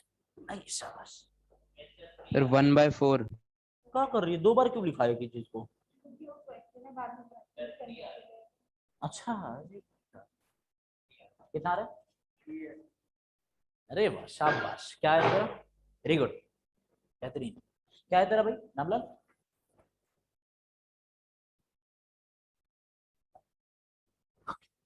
सर 4 है क्या? 5 आएगा। दूर बैठिए तुम, ठीक है। सर 3 है। सर से सर दूर 3 है। हाँ 3 है। Yes sir. सर कितना है तेरा? 4। क्यों, एक तो निकाल, कुछ तो निकाल। अरे लिखने से क्या होता है, वो तो एक बार को 3 बार लिख ले। कुछ वो कर, इलेक्ट्रॉन का चेंज, ऑक्सीडेशन स्टेट तो लिख, यहाँ पर 0 लिख, कम से कम यहाँ पर -3 लिख, 1 + 1 लिख इसका, और फिर देख कितने का चेंजेस। इतना तो कर, n1 और n2 तो निकाल। बेटा जी देखिए, आपको सिर्फ यहाँ पर n1 और n2 ही निकालना था और फिर हो जाने वाला था ये क्वेश्चन। इजी है, इतना डिफिकल्ट है नहीं, इतना डिफिकल्ट ये है नहीं। देखो सुनो, 0 से लेके ये -3 तक गया। सुन ले बच्चा सुन, अब देख ले इधर देख। 0 से लेके -3 तक गया, बताओ कितने इलेक्ट्रॉन का चेंज? 3 का चेंज, पर multiply by what?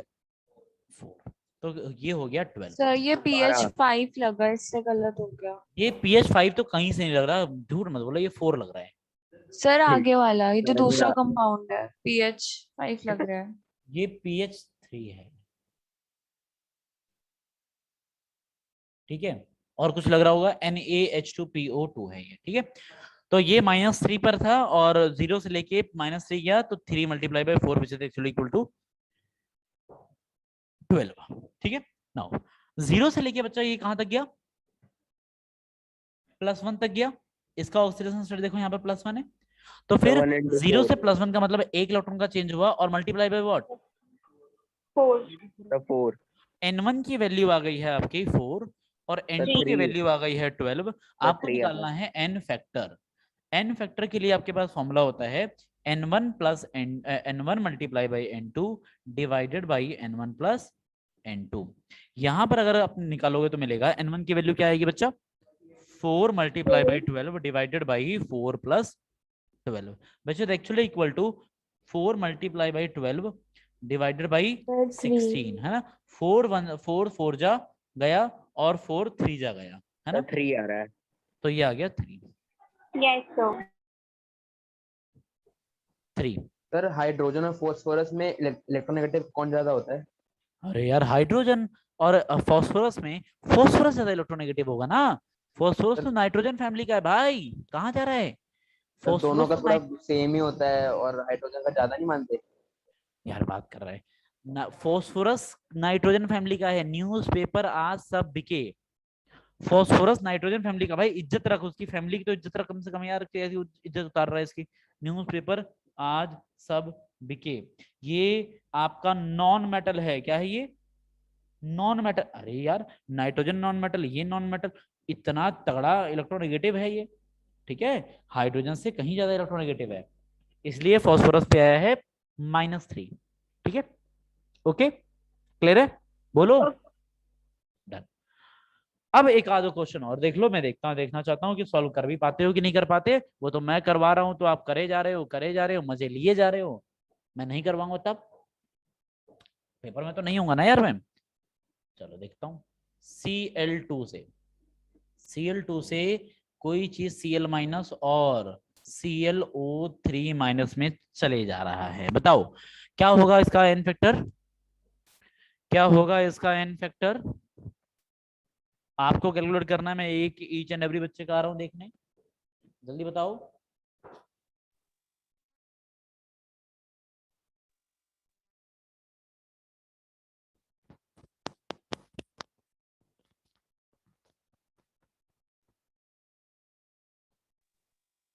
Sir 1। Cl- का ऑक्सीडेशन स्टेट बताऊं तेरे को, अरे यार मतलब हद हो गई, Cl पे लगा हुआ है माइनस, उसके बाद भी Cl- का ऑक्सीडेशन स्टेट, रामलाल किधर है तेरा दिमाग, अबे Cl पे माइनस चार्ज लगा हुआ है, एक ही है माइनस चार्ज लगा हुआ है, -1 यार, क्या बात कर रहा है, फिर क्या रहेगा क्या मुझसे, सर हटाना 2। क्वेश्चन पूछ रहा है मुझसे। हाँ जी क्या बोल रहे हो, सर Cl- का 2। अच्छा -2 आ रहा है, और कोई और सर 10/6, सर 10/6 आ तू रहा बता है ए गुमसुम सर। बता 1.12/7, 12/7, क्या नाम है तेरा गुमसुम, सर 5/3 आ रहा है सर, 5 पॉइंट सर 5/3। 5/3, 5/3 सिंपल, चलो वेरी गुड, बहुत बढ़िया। और भाई ये तू बता बच्चे जल्दी बोल,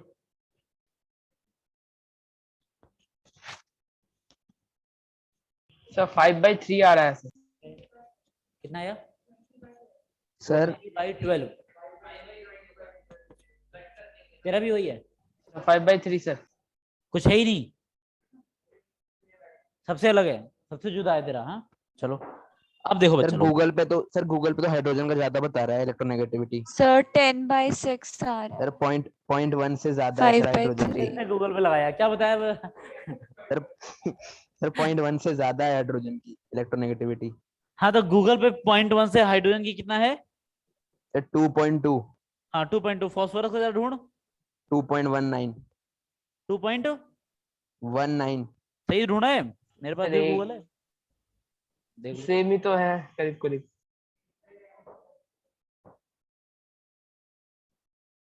मेरे पास भी गूगल है है तो पर टाइप करना पड़ेगा यार,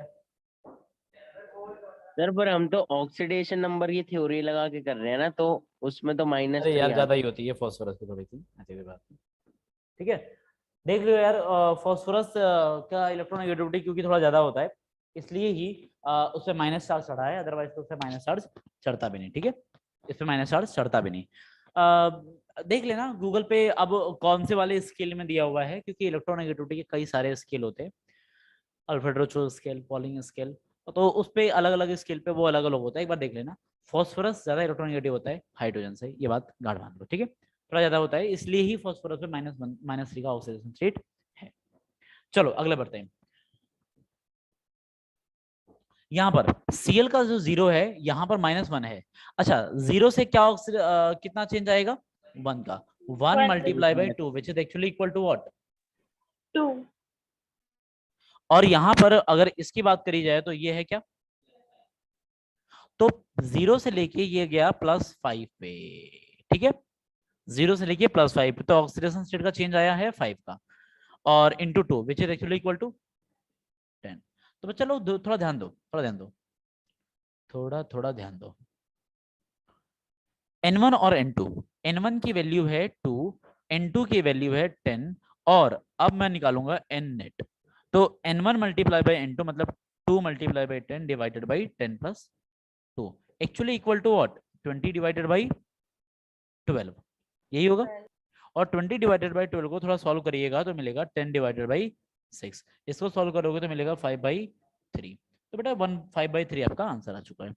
अब क्वेश्चन ये है कि सर क्या एन फैक्टर ऐसे हो सकता है, हाँ हो सकता है, और बड़े कायदे से हो सकता है, इसमें कोई दिक्कत नहीं है, ठीक है, एन फैक्टर बड़े आराम से फ्रैक्शन में पॉइंट्स में हो सकता है, इसमें कोई प्रॉब्लम नहीं है, लिख लेना, नहीं है। सो फ्रैक्शंस में कैसे हो सकता है? नहीं बेटा एन फैक्टर देखो हो सकता है, क्योंकि एन फैक्टर ना हम लोग एवरेज ही ले रहे होते हैं एक Cl2, ठीक है, तो यप एन फैक्टर बड़ी बार फ्रैक्शंस में देखे गए हैं, एक का नहीं बहुत सारे लोगों का।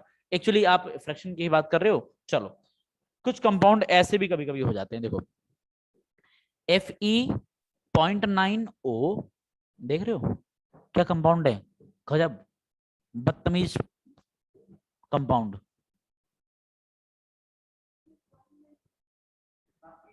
सर फर्स्ट टाइम सुना है भी। इसको कहते हैं बदतमीज कंपाउंड। अब ऐसे ऐसे कंपाउंड है, पूरी बदतमीजी पे उतर गए ये सारे सारे। सर इसका पढ़ने होंगे इंग्लिश क्या, नेम क्या है? इडियट कंपाउंड ठीक है, यही इसका इंग्लिश नाम है।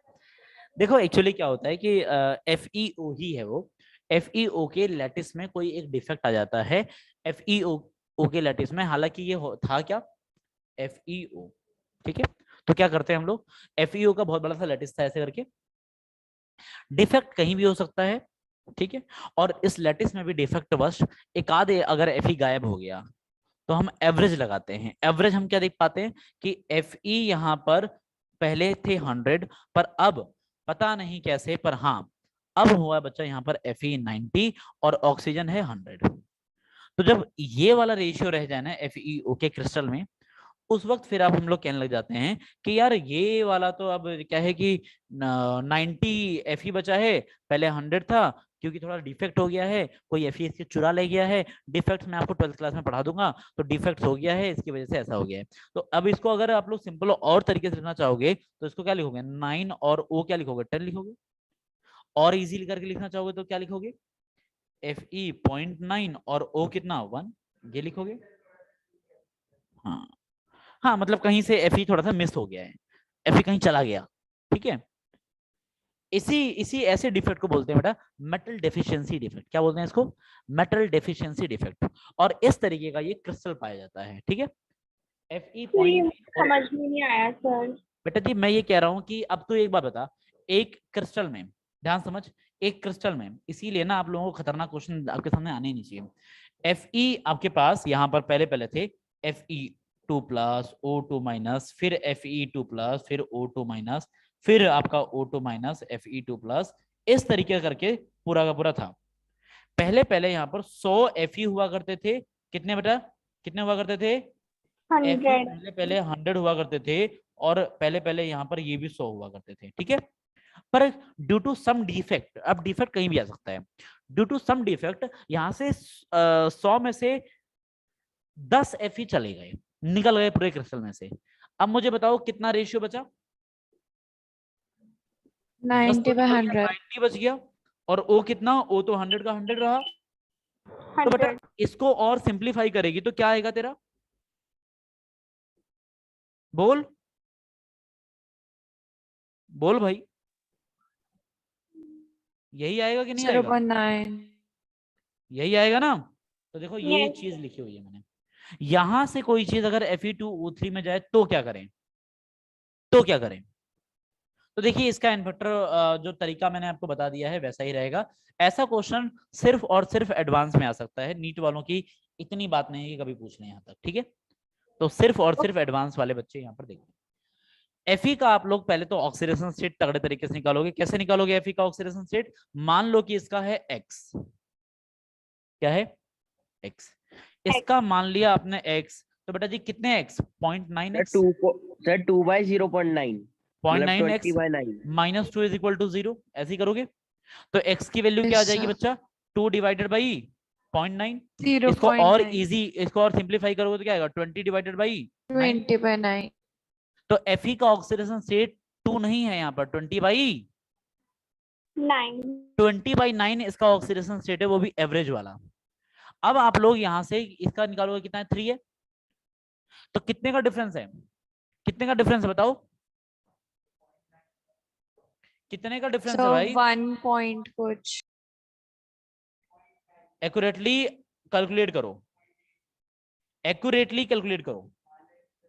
सर अरे 7 कैसे नहीं बटा आना यार, 9 क्या बात कर रहा है? सर 7 बटा 9 हाँ तो ठीक है, 7/9 20/9 इसका ऑक्सीडेशन स्टेट है, इसका 3 है। तो बेटा जी अगर आप लोग करेंगे तो आएगा मतलब, हाँ 3 minus 0.8। 20/9 which is actually equal to 27 और 7/9 आ गया।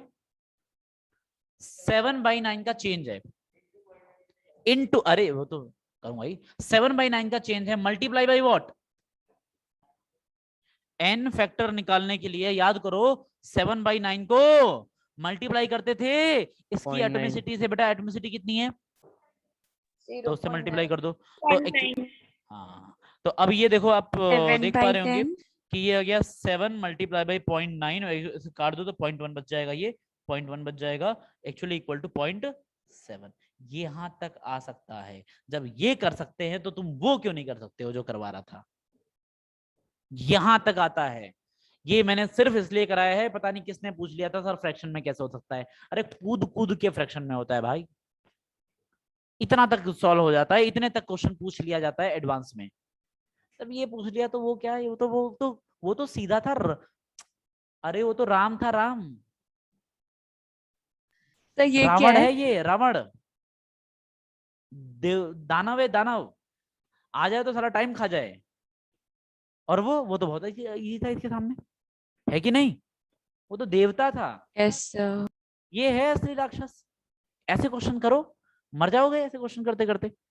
एडवांस में पूछा जाएगा, नीट में, जेई मेंस में नहीं पूछा जाएगा। तब तक वाले बच्चे, नीट वाले बच्चे टेंशन फ्री रहेंगे, जेई वाले बच्चे टेंशन फ्री रहेंगे। एडवांस में जो जाना चाहता है वो आ जाए बेटा, ठीक है, मैदान में। और यार हिम्मती होते हैं एडवांस वाले, मैं सही बता रहा हूँ।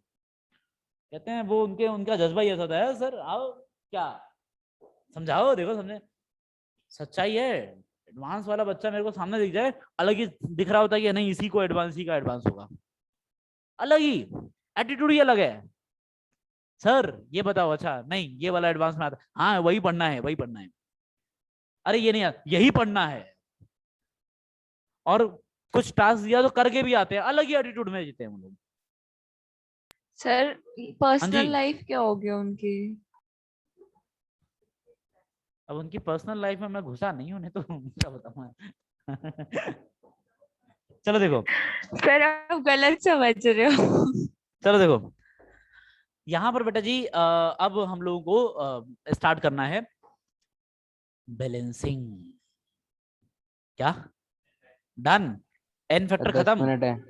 अंत तक खत्म कर दिया एन फैक्टर। अब बेटा जी हमें स्टार्ट करनी है बैलेंसिंग।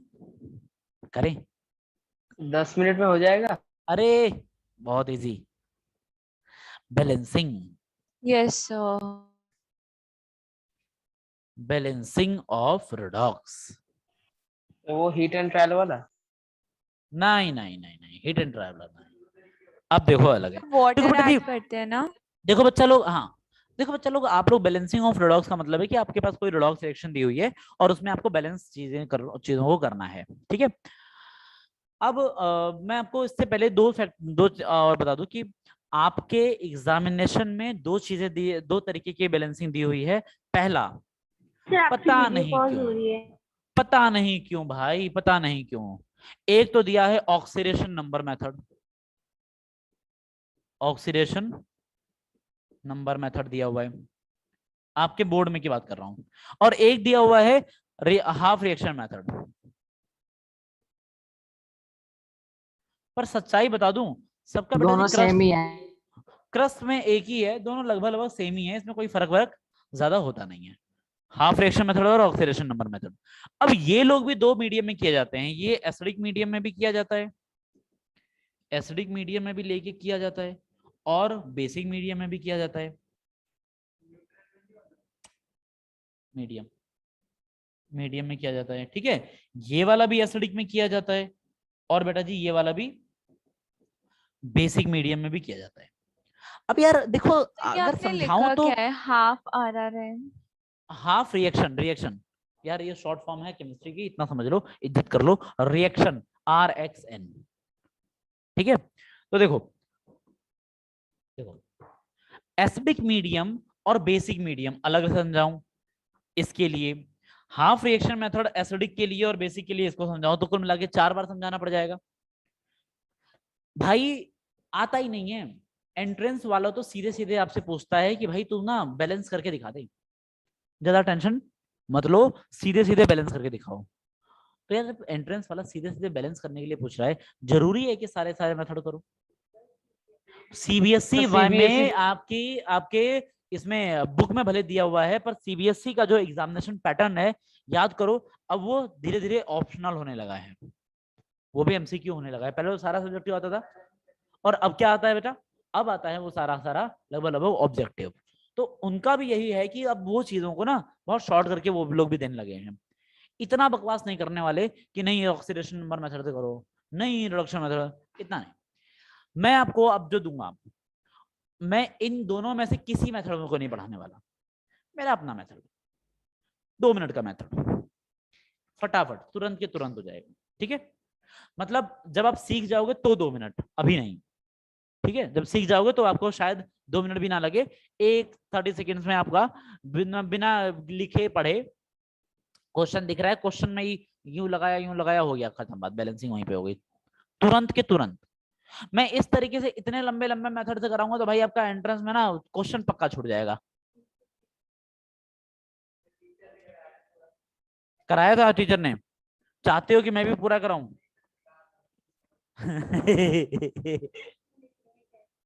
चलो देखो, सुनो सुनो सुनो बच्चा, सीबीएसई के लिए कुछ लोगों को टेंशन हो रही है कि सर सीबीएसई में लिखेंगे कैसे, तो मैं एक काम करूंगा, मैं अपना वाला मेथड तो यूज करूंगा ही करूंगा, ठीक है। अपना वाला मेथड मैं आपको दे दूंगा, ताकि आपको ज्ञान पहले से ही हो जाए कि हाँ करना क्या है, ठीक है। एक बार पूरा ज्ञान हो जाए तो उसके बाद आपका सीबीएसई वाला मेथड भी चलो देख लेंगे, ठीक है, तब डिफरेंशिएट आप लोग कर पाओगे।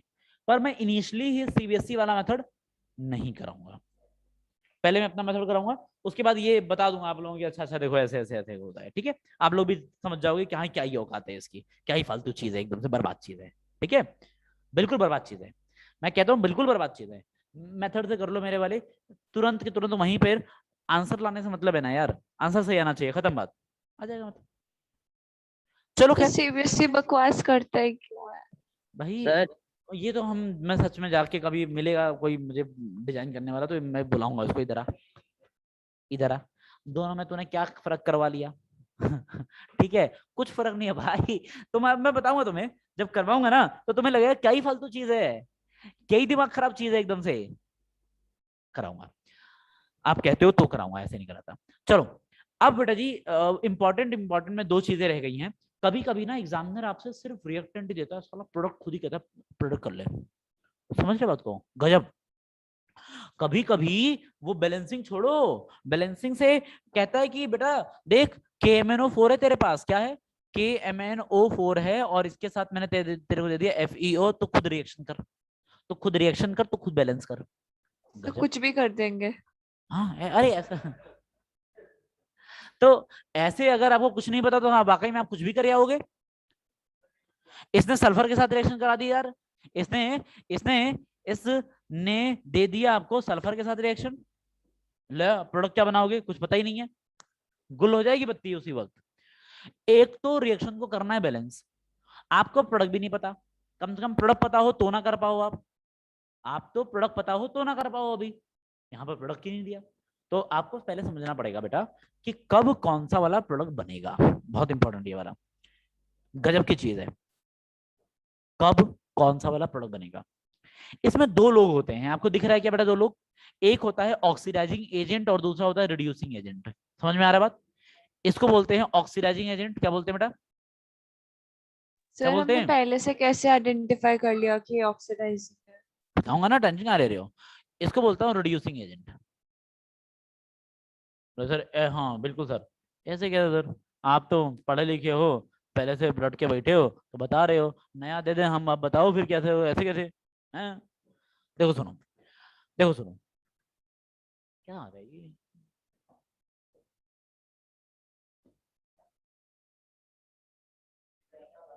क्या हो क्या गया इसको? नहीं ये टीवी शट डाउन होने वाला लगता है। ये कौन सा टाइमर है भाई? नहीं नहीं ठीक है अभी, नहीं यार कम हो जाएगा, चलो कोई बात नहीं, टीवी है, टीवी शट डाउन हो गई है। चलो बच्चा, आप लोग सर एक रिक्वेस्ट है। ये तो ऑन है ना, सही है यार, इसका भी टाइमर गजब, अपने आप ही शट डाउन। मैं कहूँगी ये चल क्या रहा है, क्लास अपने आप ही मस्त, क्लास अच्छा मोमेंट नहीं होती तो हो जाता है यार, फिर मैं कर तो रहा हूँ इतना मोमेंटम। अच्छा सर चलो, हाँ जी, कुछ नहीं बच्चा, आप लोगों को नहीं पता लगा क्या हुआ, सर आप समझिए 2-3 मिनट में हुआ क्या? क्या कह रहे हो। सर अभी 2-3 हुआ क्या, मैं डिस्कनेक्ट हो गया था। पिछले 2 मिनट में कुछ नहीं हुआ है भाई, कुछ नहीं हुआ है। चलो देखो बेटा जी, आप लोगों को ये समझना है कि सर एक किस, रिक्वेस्ट थी आपसे। बोलो रिक्वेस्ट करो। सर जो आप बीच में अपना माइक दूर रख के बोलते हो, माइक रख कर ही बोला करो। चलो ठीक है, अच्छा देखो ट्राई करूंगा मैं।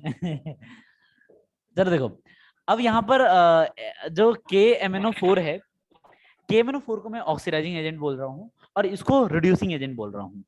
ऐसा क्यों? पूरे लेबोरेटरी में आप चले जाना, लेबोरेटरी में ऑक्सीडाइजिंग एजेंट कुछ गिनती के हैं, कुछ गिनती के ही हैं, हमेशा आपको यही मिलेगा, पता है? ऑक्सीडाइजिंग एजेंट के नाम पर, ऑक्सीडाइजिंग एजेंट के नाम पर बेटा आपको पूरे ऑर्गेनिक लेबोरेटरी में KMnO4 मिलने वाला है, लिख लेना KMnO4 मिलने वाला है, और मिलने वाला है आपको K2Cr2O7, और कभी कभी आपका H2O2 भी मिल लेता है। यही 3 ऑक्सीडाइजिंग रिएजेंट आपके पूरे के पूरे किसमें होते हैं बेटा, बोलो? केमिस्ट्री में। ठीक है, आपको जब कभी रेडॉक्स पढ़ाया जाएगा पक्का है कि वहां पर K2Cr2O7 और KMnO4 रहेगा ही रहेगा, H2O कभी कभी हो सकता है। ठीक है, तो सर ये क्या आप लोग नीट लेवल पे 3 या फिर वैसे बहुत सारे हैं? किस लेवल पर, 12th? नहीं नहीं, ये बेटा जी हमेशा ऐसे ही, ऑर्गेनिक केमिस्ट्री या फिर इनऑर्गेनिक केमिस्ट्री आप लोगे तो ऑक्सीडाइजिंग रिएजेंट्स के नाम पर आपको यही हमेशा मिलेंगे रेडॉक्स में। इन तीनों से ही ऑक्सीडेशन होता है, रिडक्शन वाले का ही है, ऑक्सीडाइजिंग रिएजेंट तो ये 3 ही है। तो आपको ये 3 मिल जाए तो पक्का क्या मानोगे, H2O2 हाइड्रोजन, अच्छा इसका है पोटेशियम परमानेंट, पोटेशियम डाइक्रोमेट, और ये हाइड्रोजन पेरोक्साइड, नाम के पीछे पड़ा है। Reduction, reducing reagent, reducing reagent. अब यार सिंपल सी बात है, जब ये सारा ऑक्सीडाइजिंग है तो ये सारा ही अब क्या होगा, रिड्यूसिंग होगा। कौन सा वाला, सल्फर वाला, पोटेशियम फास्फोरस वाला, ठीक है, Fe2+, ये वो फलाना ढिकना, 10 तरीके, तमाम तरीके की चीजें हैं, जितनी भी चीजें इनके साथ रिएक्शन करती हैं, इनकी लाइन लगी हुई है लंबी सी, ठीक है, इनके साथ जितने भी हैं सारे रिड्यूसिंग रहेंगे। क्लियर हुआ क्या नहीं हुआ, पक्का क्लियर हुआ? अब आपको मैं बहुत फिक्स चीजें बता देता हूँ, आपको यहाँ से हिंट मिलेगा कि हाँ आपको करना क्या है। देखो सुनो, देखो बच्चा सुनो, ऑक्सीडाइजिंग रिएजेंट को समझ लो पहले, ऑक्सीडाइजिंग रिएजेंट को समझ लो, क्योंकि ये लोग बहुत कम से हैं, इनको तो पक्का गांठ बांध दो। ठीक है, देखो K2Cr2O7 जो होता है ना यार, K2Cr2O7 जो होता है यहाँ पर +6 ऑक्सीडेशन स्टेट में होता है, और ये हमेशा ही क्रोमियम 3+ में जा रहा होता है।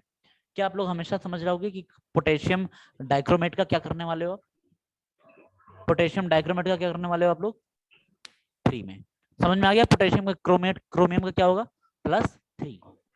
उसकी जर्नी +6 से +3 तक ही है, बस खत्म। चाहे एसिडिक मीडियम हो चाहे कोई सा मीडियम हो। अरे यार ठीक है ना, वो 2 क्रोमियम में 2 लगा ले, कोई दिक्कत नहीं है, पर वो +6 से +3 तक ही जाता है हमेशा। तो एक तो सेट हो गया मामला, हमेशा के लिए सेट फिक्स। बोलो हाँ। अब अगला बेटा KMnO4। आपको पता है KMnO4 में एमिन का ऑक्सीडेशन स्टेट क्या है? +7।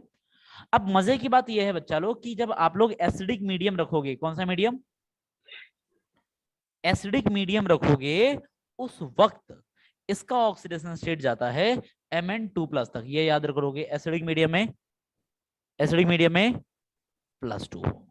और बेटा जी ये न्यूट्रल मीडियम में, कौन से मीडियम में? न्यूट्रल मीडियम या फिर स्लाइटली बेसिक मीडियम में ये चीज जाती है Mn4+ तक। और ये स्ट्रांगली बेसिक मीडियम में, किसमें बेटा? हाँ, स्ट्रांगली बेसिक मीडियम में ये जाती है बेटा 6+ तक। 6+ तक। आप लोग मुझे बताइए कितने कितने इलेक्ट्रॉन का, ये एक बार एग्जामिनेशन में आ भी चुका, यही पूछा था। एसिडिक मीडियम बताओ कितने इलेक्ट्रॉन का चेंज मारता है? 5 इलेक्ट्रॉन का चेंज मारता है।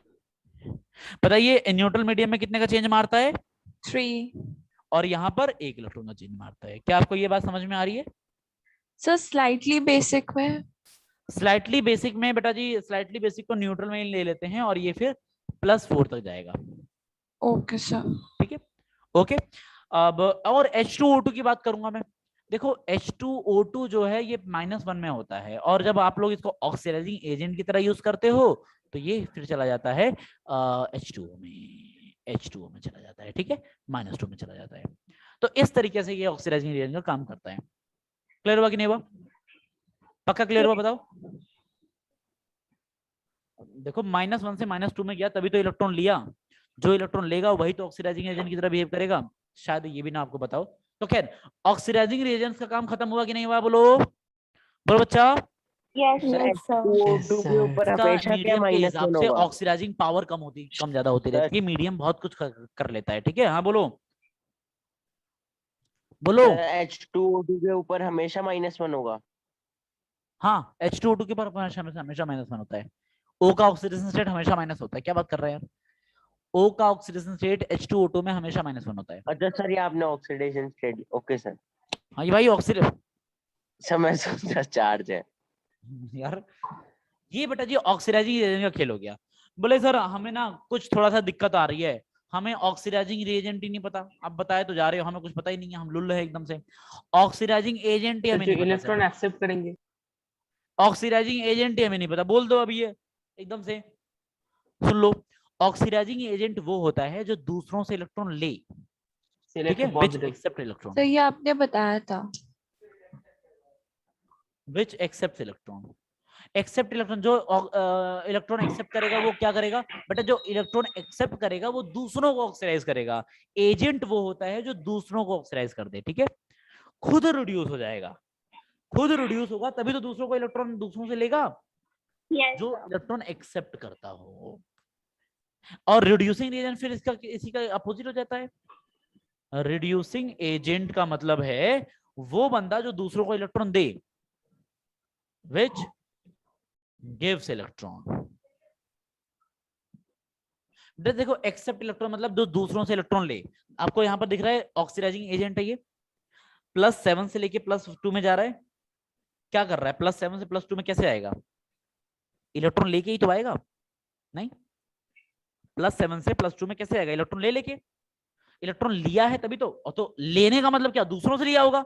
अगर मैं कह दूं मैं पैसा लूंगा, अब छीनूंगा तुम्हारा पैसा, तो मैं लूंगा मतलब मैं तुम्हारा पैसा ले रहा हूं, तुम्हारा इलेक्ट्रॉन ले रहा हूं, तुमको क्या कर रहा हूं? ऑक्सीडाइज। खुद क्या हो रहा हूं? रिड्यूस। मैं फिर क्या हो जाऊंगा? Oxidising agent. ऑक्सीडाइजिंग एजेंट दूसरों से इलेक्ट्रॉन लेता है, खुद रिड्यूस होता है, दूसरों को ऑक्सीडाइज करता है। क्लियर हुआ बात? अरे बोलो। Yes sir. रिड्यूसिंग एजेंट का भी कॉन्सेप्ट बता दिया। ये भी क्या होता है? Gives electron. 2 इलेक्ट्रॉन देता है, एक लेता है एक देता है। अब क्वेश्चन ये है कि सर रिड्यूसिंग रिएजेंट कैसे होते हैं, वो कहां पे जाएंगे? ऑक्सीडाइजिंग रिएजेंट का तो आपने सारा खेल बता दिया। ऑक्सीडाइजिंग रिएजेंट का बेटा अभी मैं सारा खेल बता चुका, देखो सारा खेल बता चुका। रिड्यूसिंग का क्या, अगर रिड्यूसिंग का भी बता दूं तो सारा काम खत्म हो, क्लियर हो जाएगा। बोलो यस सर। ध्यान समझ लेना बेटा, ध्यान समझ लेना। रिड्यूसिंग रिएजेंट क्या करता है, ध्यान सर अगली क्लास में करा देना। बस बस बस 1 मिनट की बात है बेटा। रिड्यूसिंग रिएजेंट क्या करता है, ध्यान सुनो। यहाँ पर कोई भी, हाँ यहाँ पर बेटा जी कोई भी एलिमेंट रिड्यूसिंग रिएजेंट जो है, अगर वो अपने माइनस ऑक्सीडेशन स्टेट में है पहले से ही, सुन लो, अगर वो अपने पहले से ही माइनस ऑक्सीडेशन स्टेट में है तो वो चलेगी 0 में। जैसे कि सल्फर, सल्फर मान लो पहले अगर -2 में है इनिशियली, तो वो ऑक्सीडाइजिंग रिएजेंट से टक्कर लेगा तो फिर क्या कर लेगा, ऑक्सीडाइजिंग रिएजेंट उसके इलेक्ट्रॉन छीन लेगा, ये माइनस से 0 में चला जाएगा। किस में चला जाएगा, 0 से। जैसे कि फास्फोरस पहले मान लो -3 में है, तो अगर इसका रिड्यूसिंग रिएजेंट की तरह ये बिहेव करेगा, किसी ऑक्सीडाइजिंग रिएजेंट से ये रिएक्शन करेगा तो कहां जाएगा ये, P0। कोई भी चीज बेटा जी अगर माइनस में है तो वो 0 में चली जाती है। ये बात समझ में आ रही है, क्लियर हुआ। Cl भी अगर माइनस में है तो बेटा जी वो कहां चला जाएगा, 0 में। क्लियर है, लिख लो। अगर सारे के सारे reducing reagent if initially they are present in their negative oxidation state, then they will go in their 0 oxidation state, ठीक है। पर अब क्वेश्चन ये है कि सर बताओ कोई रिड्यूसिंग रिएजेंट पहले से ही 0 में था तो उसका क्या करें, कोई रिड्यूसिंग रिएजेंट पहले से ही 0 में था उसका क्या करें। बेटा कोई रिड्यूसिंग रिएजेंट अगर पहले से ही 0 में था तो अब उसको उसके मैक्सिमम में भेज देना, किसमें, मैक्सिमम में। क्या बता रहा हूं, अगर कोई रिड्यूसिंग रिएजेंट पहले से ही मान लो किसमें बेटा जी 0 में है, और अगर उसका पाला पड़ गया किसी ऑक्सीडाइजिंग एजेंट से तो उसका क्या कर लेगा, वो उसको उसके मैक्सिमम में पहुंचा। फास्फोरस का मैक्सिमम +5। अगर कहीं बीच बीच में अटका हुआ है, मतलब पहले से ही मान लो +3 में है और पाला किससे पड़ गया, किससे पड़ गया, भयंकर ऑक्सीडाइजिंग एजेंट से, तो इसको ये कहां भेज देगा बेटा, +5 में भेज देगा। कहेगा चल अंत तक मैक्सिमम तक पहुंचा देगा। अगर सल्फर को ये 0 में मिल गया, ऑक्सीडाइजिंग एजेंट से पाला पड़ गया, तो क्या करेगा इसका, ये +6 में पहुंचा देगा। अगर सल्फर पहले से ही मान लो +4 में अटका हुआ है और पाला किससे पड़ गया, तो +6 में पहुंचा देगा। अंत तक +6 में पहुंचा देगा। कि सारे के सारे रिड्यूसिंग रिएजेंट अगर 0 या फिर उससे ज्यादा में है और ऑक्सीडाइजिंग रिएजेंट से पाला पड़ गया तो फिर उसको मैक्सिमम में पहुंचा देंगे। ठीक है। आयोडीन बेटा जी I2 में मिल गया, किसमें, I2 में मिल गया, 0 ऑक्सीडेशन है, ऑक्सीडाइजिंग रिएजेंट से पाला पड़ गया और तगड़े ऑक्सीडाइजिंग रिएजेंट से पड़ गया, तब तो +7 में भेज देगा।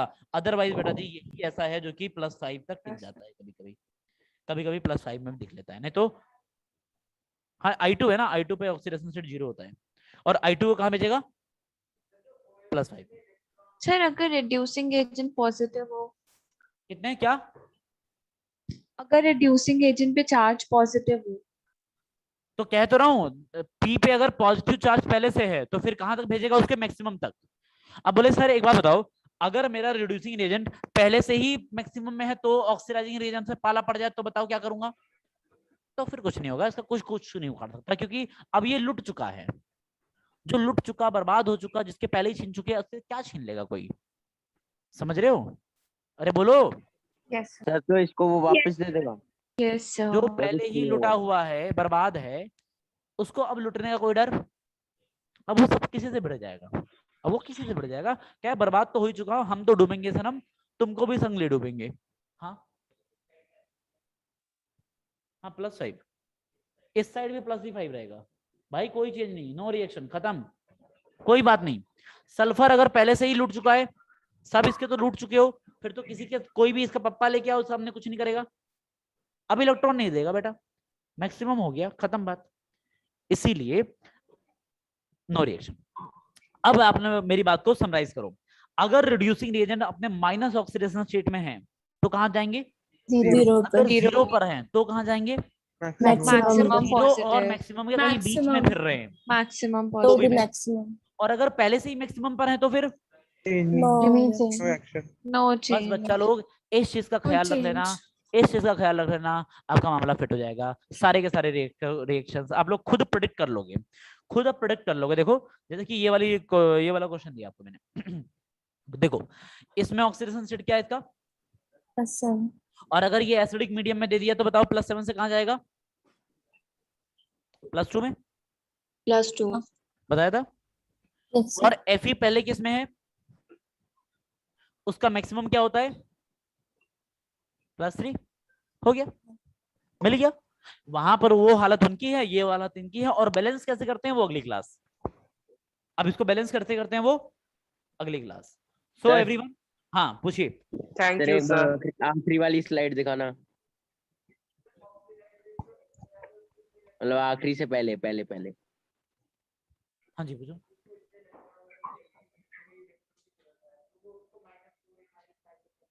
बताऊंगा ना, यही बताऊंगा तुझे, यही तो बताऊंगा जो तेरे दिमाग में कंफ्यूजन है ना, इसी से सॉल्यूशन होगा अगले कुछ बैलेंसिंग का, ठीक है। बैलेंसिंग का मेन क्रक्स किया ही है।